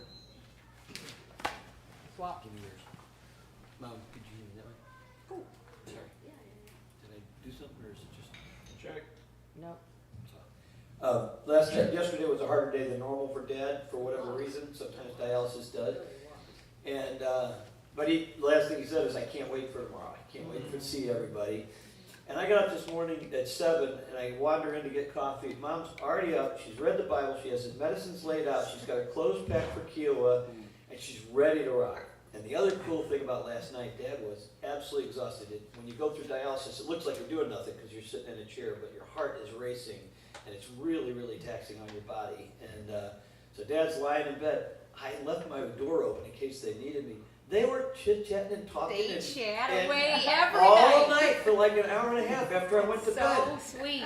At 11 o'clock after a really hard day. Always And with all this in front of them today. So they're still kind of showing how to do it. It's the sweetest thing. I had to shut my door eventually. It's But, pretty sweet though, and it's there's like even this. times. There's even times where I've heard Dad ask her to sing to him.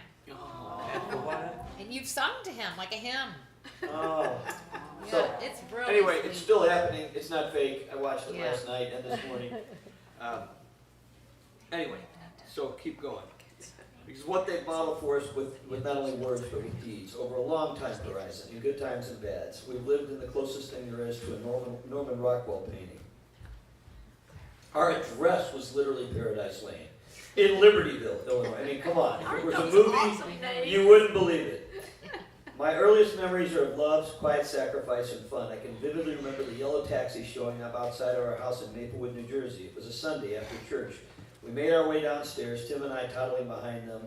Pausing at the threshold of the doorway, they hugged longer than normal, hugged again, then kissed, and then Dad dragged his luggage to the car. Dad rolled down the window on the snowy day and waved until the car disappeared up the hill. Mom and Tim and I waved goodbye till he was out of sight, and then Mom grabbed us and walked us to the little pocket park behind our house. She put me on the Bumblebee and Tim on the Tiger, and asked me to keep an eye on Tim, and she went over to the picnic table near us and sat for a while. Looking back, I know she was crying. Dad was going to be gone for a long time. Could be as much as 8 weeks, and he was going to far-off places like India and South America, so even calling home back then would be super expensive and therefore infrequent at best. So she discreetly cried it out, and then in characteristic Nana fashion, she shook off the tears, wiped her face, steeled her resolve, and smiled and played with the two of us till we were worn out. She was sad, but she knew the sacrifice was for her family, and it wasn't forever, and that her role was to manage the domestic responsibilities while he brought home the income. And so she did, with a positive attitude, a sunny disposition, and the same kind of legendary work ethic that Dad is famous for, with a side helping of grit, determination, and tenacity that are only Nana's hallmarks. While Dad was away, while he was studying for his MBA at NYU on Wall Street, Mom would read to us every night and would talk to us endlessly.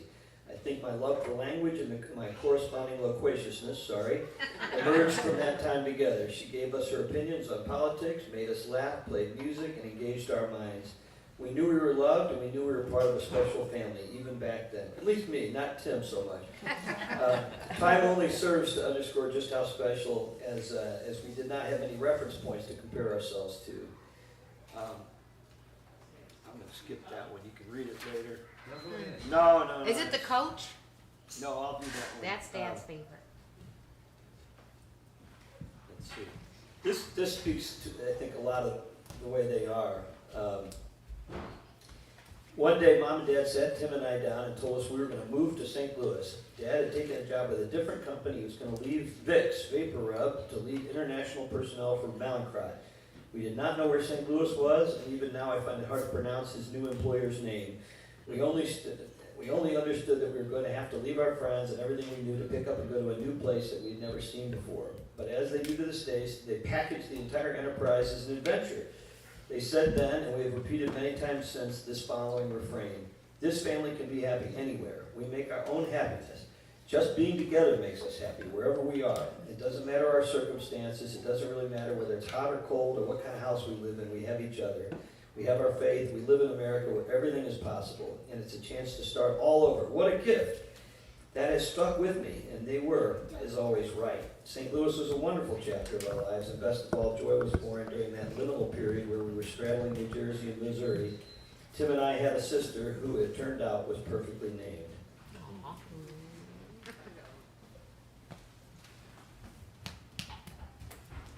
St. Louis, a couple of stories stand out in memory. The first is that Dad always coached my teams. I was good at basketball. I peaked in the 6th grade. And pretty good at baseball. baseball, and he coached basketball and rooted for me in baseball, but sometimes his work called for him to be gone. Not just at work downtown or in Kirkwood or Creve Coeur or some of the other St. Louis burbs like all the other dads, but sometimes in places like, I tell the guys sitting to the left and the right, don't worry, my dad will be here. Yeah, this is a tearjerker. He's traveling 3,000 miles tonight to get back and coach my team.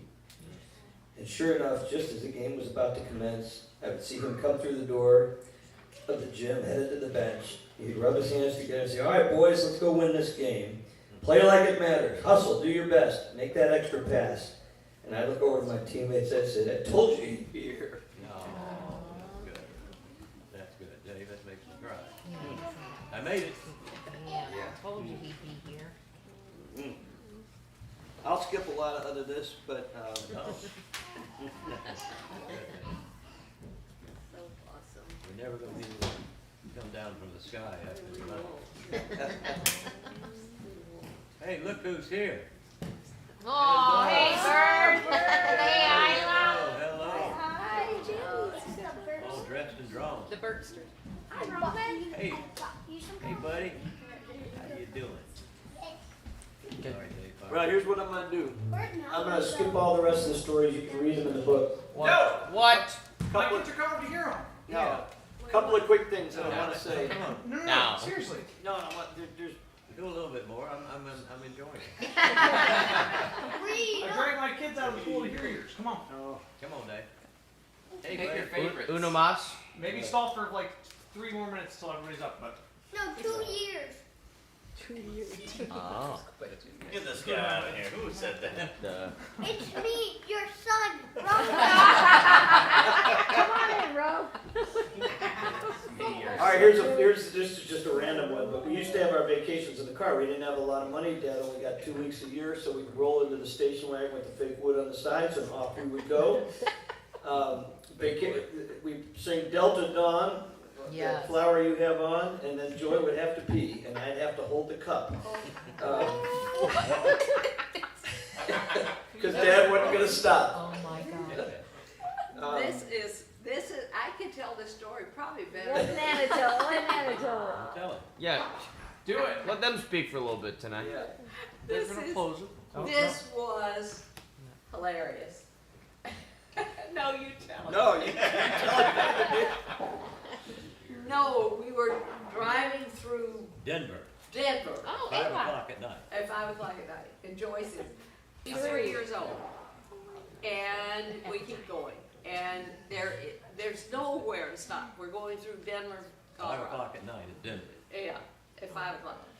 And finally, she says, Mom, I really have to pee. And I said, Dave, this is 1900s, and they're all lying in the back seat like little projectiles. They don't have seatbelts, they don't have anything, they're just lying in the back seat.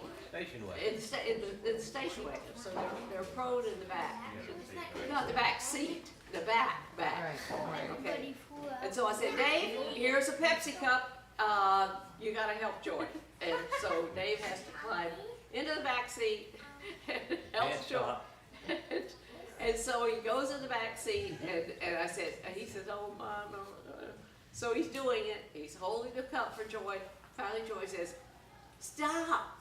I didn't say Dave it. says, stop. And Joy says, I can't stop. She's peeing in the cup. I need another cup. And Dave says, stop. She says, I can't stop. So that was one of our wonderful My cup Well, over. remember, we're in the back seat, and the sleeping bag is what's going to protect us in a rollover. So now the sleeping bag's wet. Was it a Pepsi? They wasn't it red? Can type The of red thing? sleeping bag. Red I was plaid. 3, so I don't Red know. plaid. I had it. We had it in Bakersfield. We used to take you on picnics on that. Same Yeah, thing. yeah. I think we still have it. You probably very probably. The Pepsi can? No. Probably the same one. No, but she does have the baby powder from the hospital when Dave was born. Which is in Yes, the I- basement right now in the little printers. Like they I get think into Drew the and I played I do. I night keep crawlers or something in that blanket in the basement. Yeah. Maybe you should know. Yeah, like 6 years. I do. I keep things, Joy. I keep things. I Wait, said, Bruce, your copy needs okay, because he needs them to read. But anyway. Bernie, you take the pink ones. Thank you. Bernie, you take the pink ones. You take the pink ones ones. are cool. Take the pink ones. She looks good in those. I think she looks really good at those. But they Thank go, you, Professor Birdie. The pink All right. got him. Those are great. The pink All ones right. are good with it. Anyway, that's the story, that's the story of Joy Peace. Yay. Yay. The luggage was on the roof, and sometimes Tim was in the luggage bag. Yeah. We got down the road a long way with that.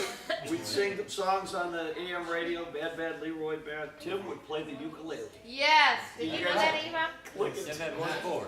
He Tim had one played chord. the ukulele on all of our road trips. Played it really great. Gotta stop in the tunnels though, right? Yeah, Yes. got stopped over the tunnel. Leroy Brown, baddest man in the whole damn town.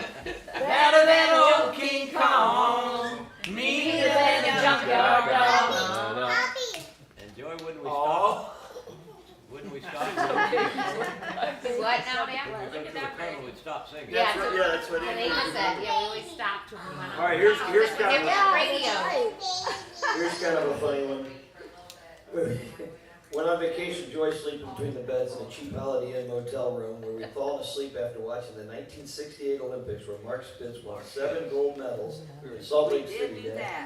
She abruptly sat up, rubbed her eyes, and shouted, "Oh yeah, we're on vacation!" So that became our family cry when we were on vacation. When we get to a spot like a Holiday Inn mentioned above, Dad would always give me a handful of quarters and say, "Now go explore the hotel with your brother and sister.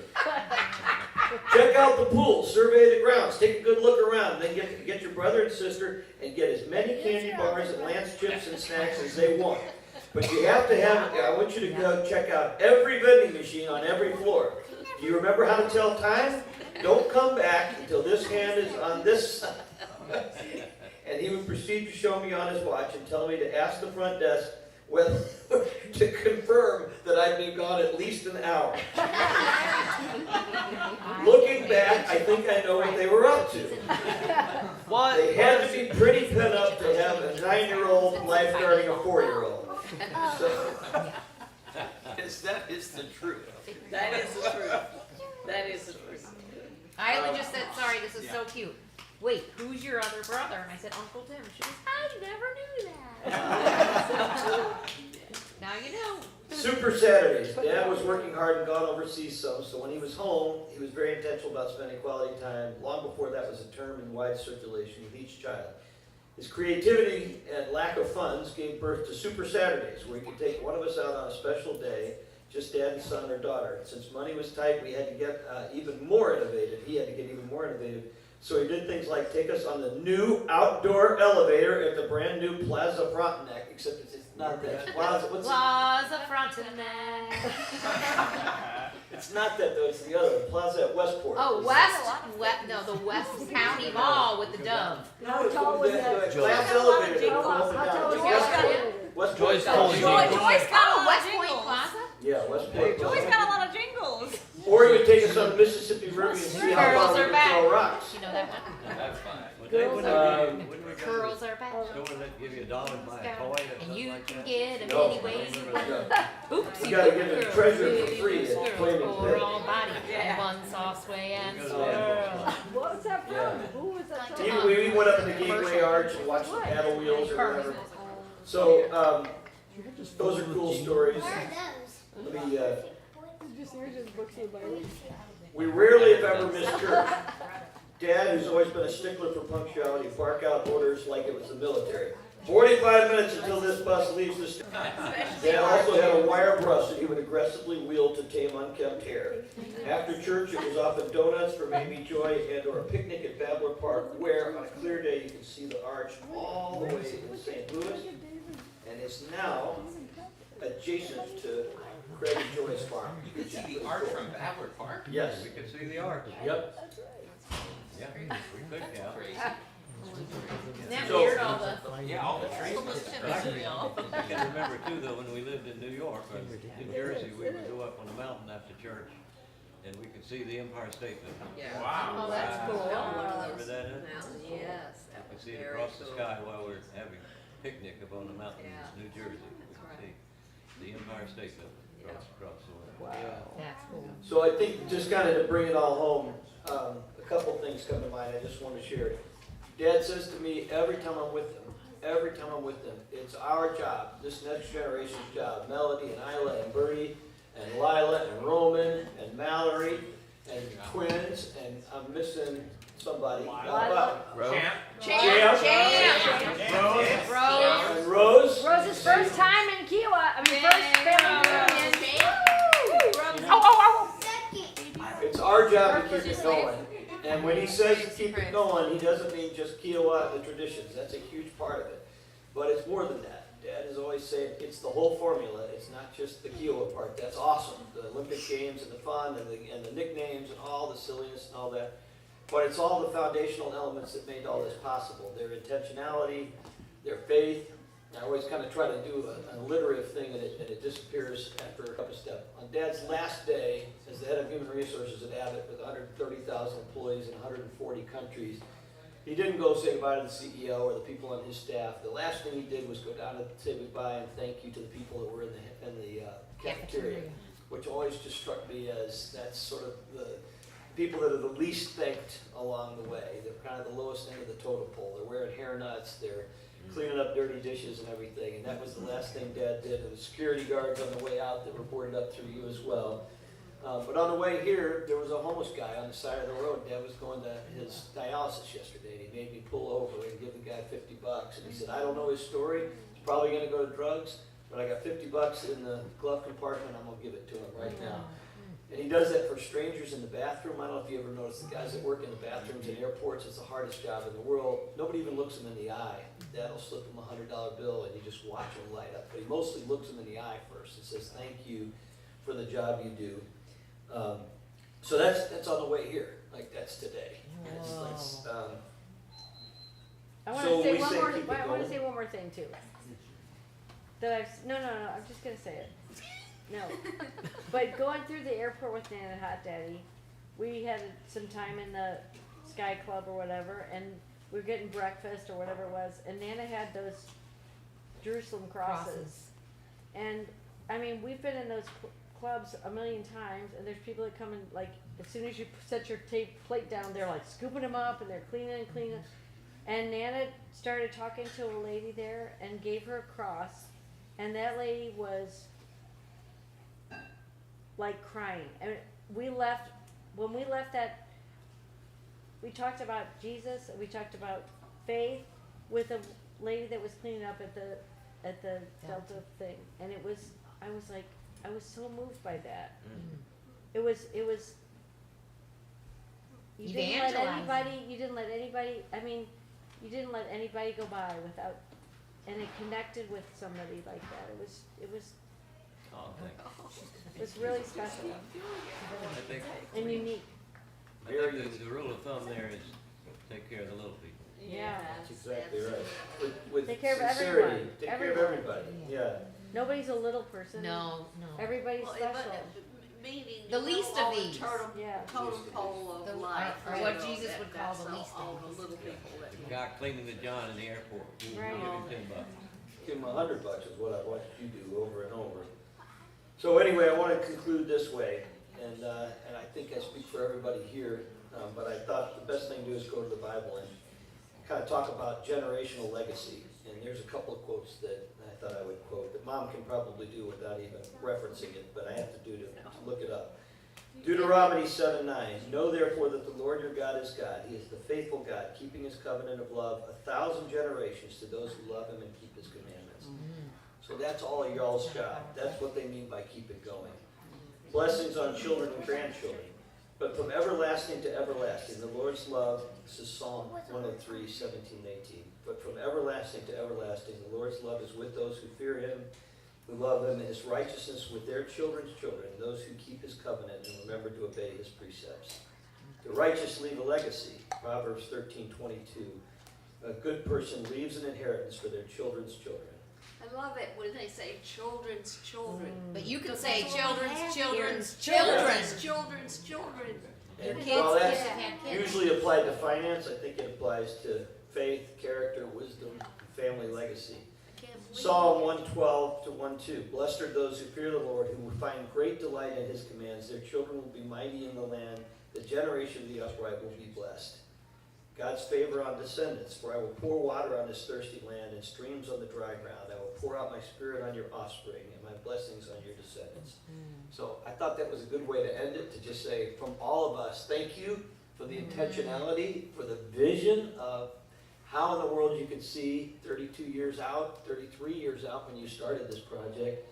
You couldn't have known it would look like this, but you had a vision and a dream, and God's providence was with you, and now you've laid the foundation for all of us. And so from Tim and Terry and Joy and Craig and I, the Crazy Eights or the OGs that started all this, to little baby Champ, born last week, you're now 33 strong, and it's our job to keep it going. So we love you guys. We Thank love you. you.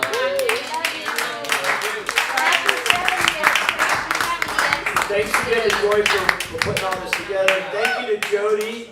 And thank you to Brett for capturing all this so we can all be together. Thank you so much. The important things in life is legacy, and we're looking at it. Yeah, there you go. That's right. Love you all. Thanks, I Dan. asked Brett how long he's known Hot Daddy Indiana. Oh, yeah. You gotta write I one, said it's Brett. about 25 years. Wow. That's pretty good. I thought you were a member of the family. Yeah. He's pretty close. It's his chocolate board out I'm front. here. Yeah, he's here. Yeah. One other last thing, and I think you all know this, but I just want to point it out again. And if you've got other things that didn't make it into your stories or whatever, we still have time. We've commissioned a book to be written about them, and it's Thank you about. for doing that. Oh, you're Yes. welcome. It's. I mean, what a story, right? So all the things that everybody gathered here today, those will all be in there. So if you want to put any edits, And in there's before still it time goes in- if someone wants to write something else or edit it or whatever. That's what I'm saying. If you want to edit it, add to it, embroider it, Photos. steal from somebody else's story. If you've got really good, juicy nuggets. If there are great photos that are really important to you that make it in, we're paying extra to have as many photos as we want, to have extra pages, all that stuff. But we would love to have it done by their actual anniversary in September. Right. It would have been perfect to have now. We've got 50 copies, leather bound, so everybody will get one and a couple of extras, and we can make more if we need to. If you guys are really prolific between now and September. Cal. Come on.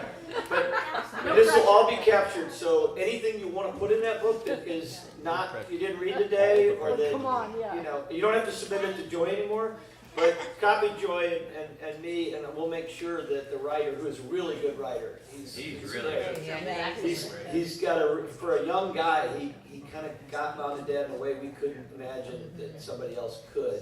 And he's trying to take all this disparate stuff and, you know, synthesize it into a readable form. So we still have to get all the pictures that we want in there. That is super limiting over 9 decades to find, except you didn't take any for the first 45 years. So that helps. That's true. But we've made up for it in the last 15. So. It's true. But the book is going to try to capture not just their life story, because it's a world that doesn't exist anymore, if you think about it.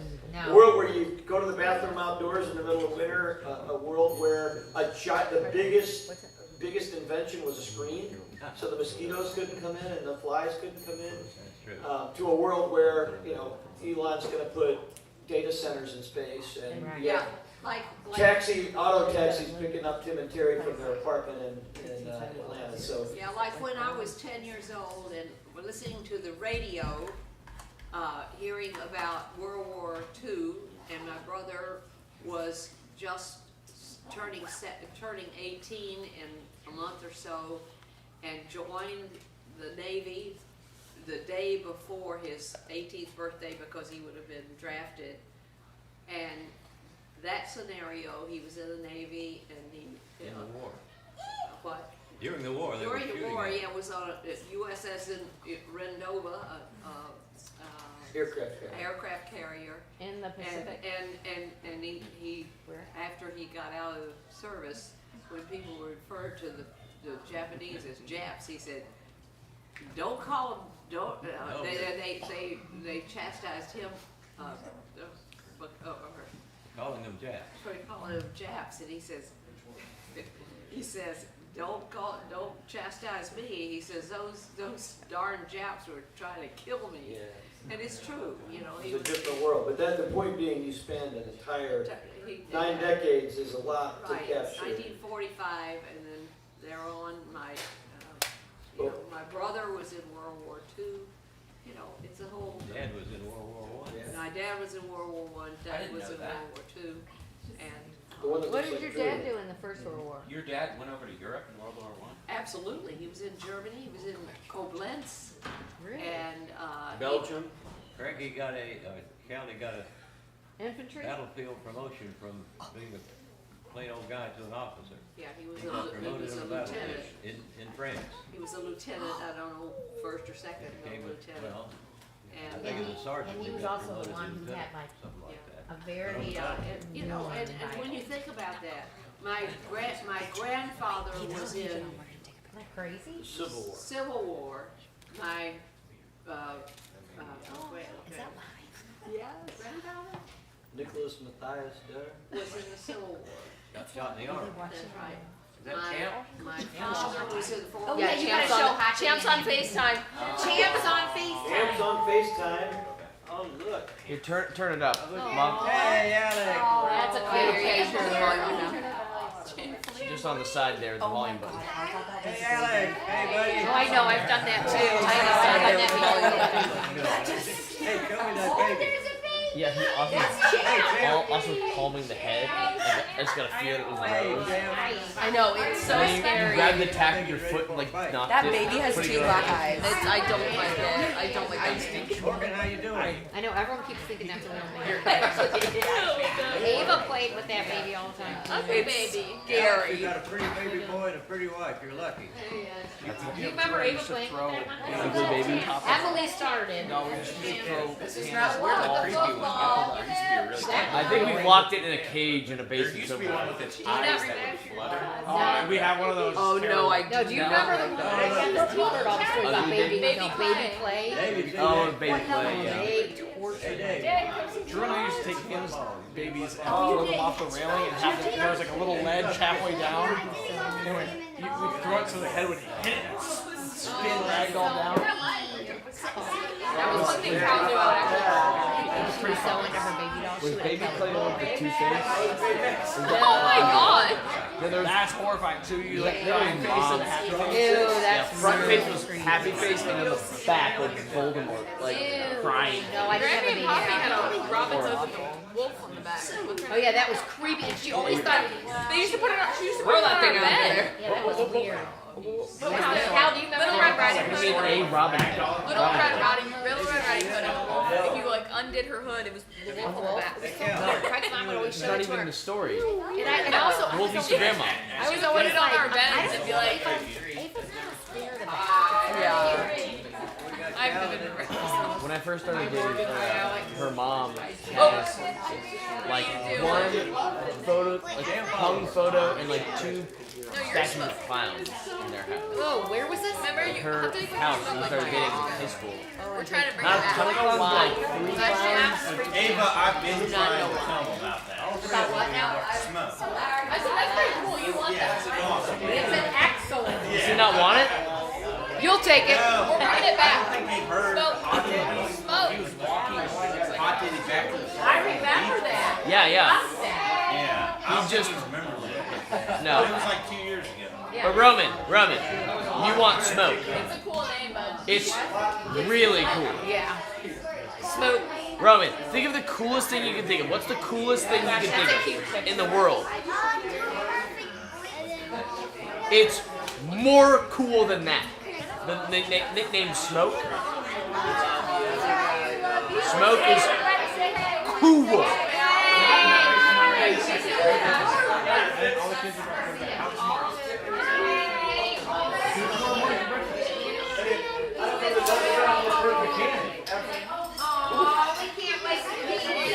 Push that back. I moved it over this way for like kids play.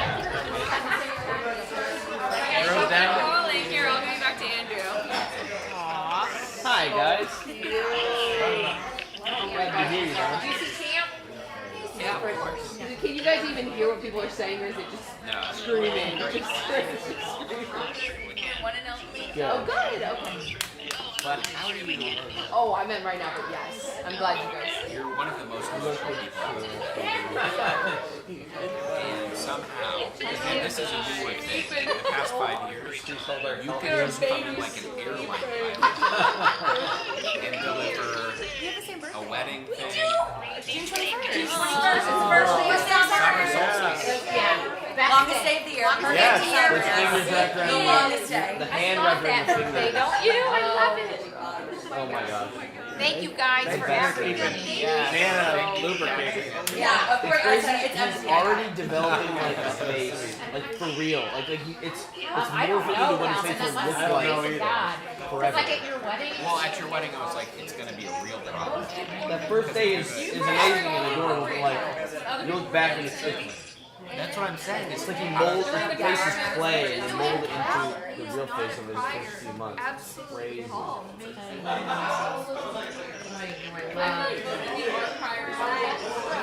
I think it is Hot daddy is. Like, as far as men cry, I could cry fairly often. You did about 10 times today. But I'm only Now Chelsea's going to just lake. take Oh, cries. he's downloading That's some it'll be tonight. She's going to be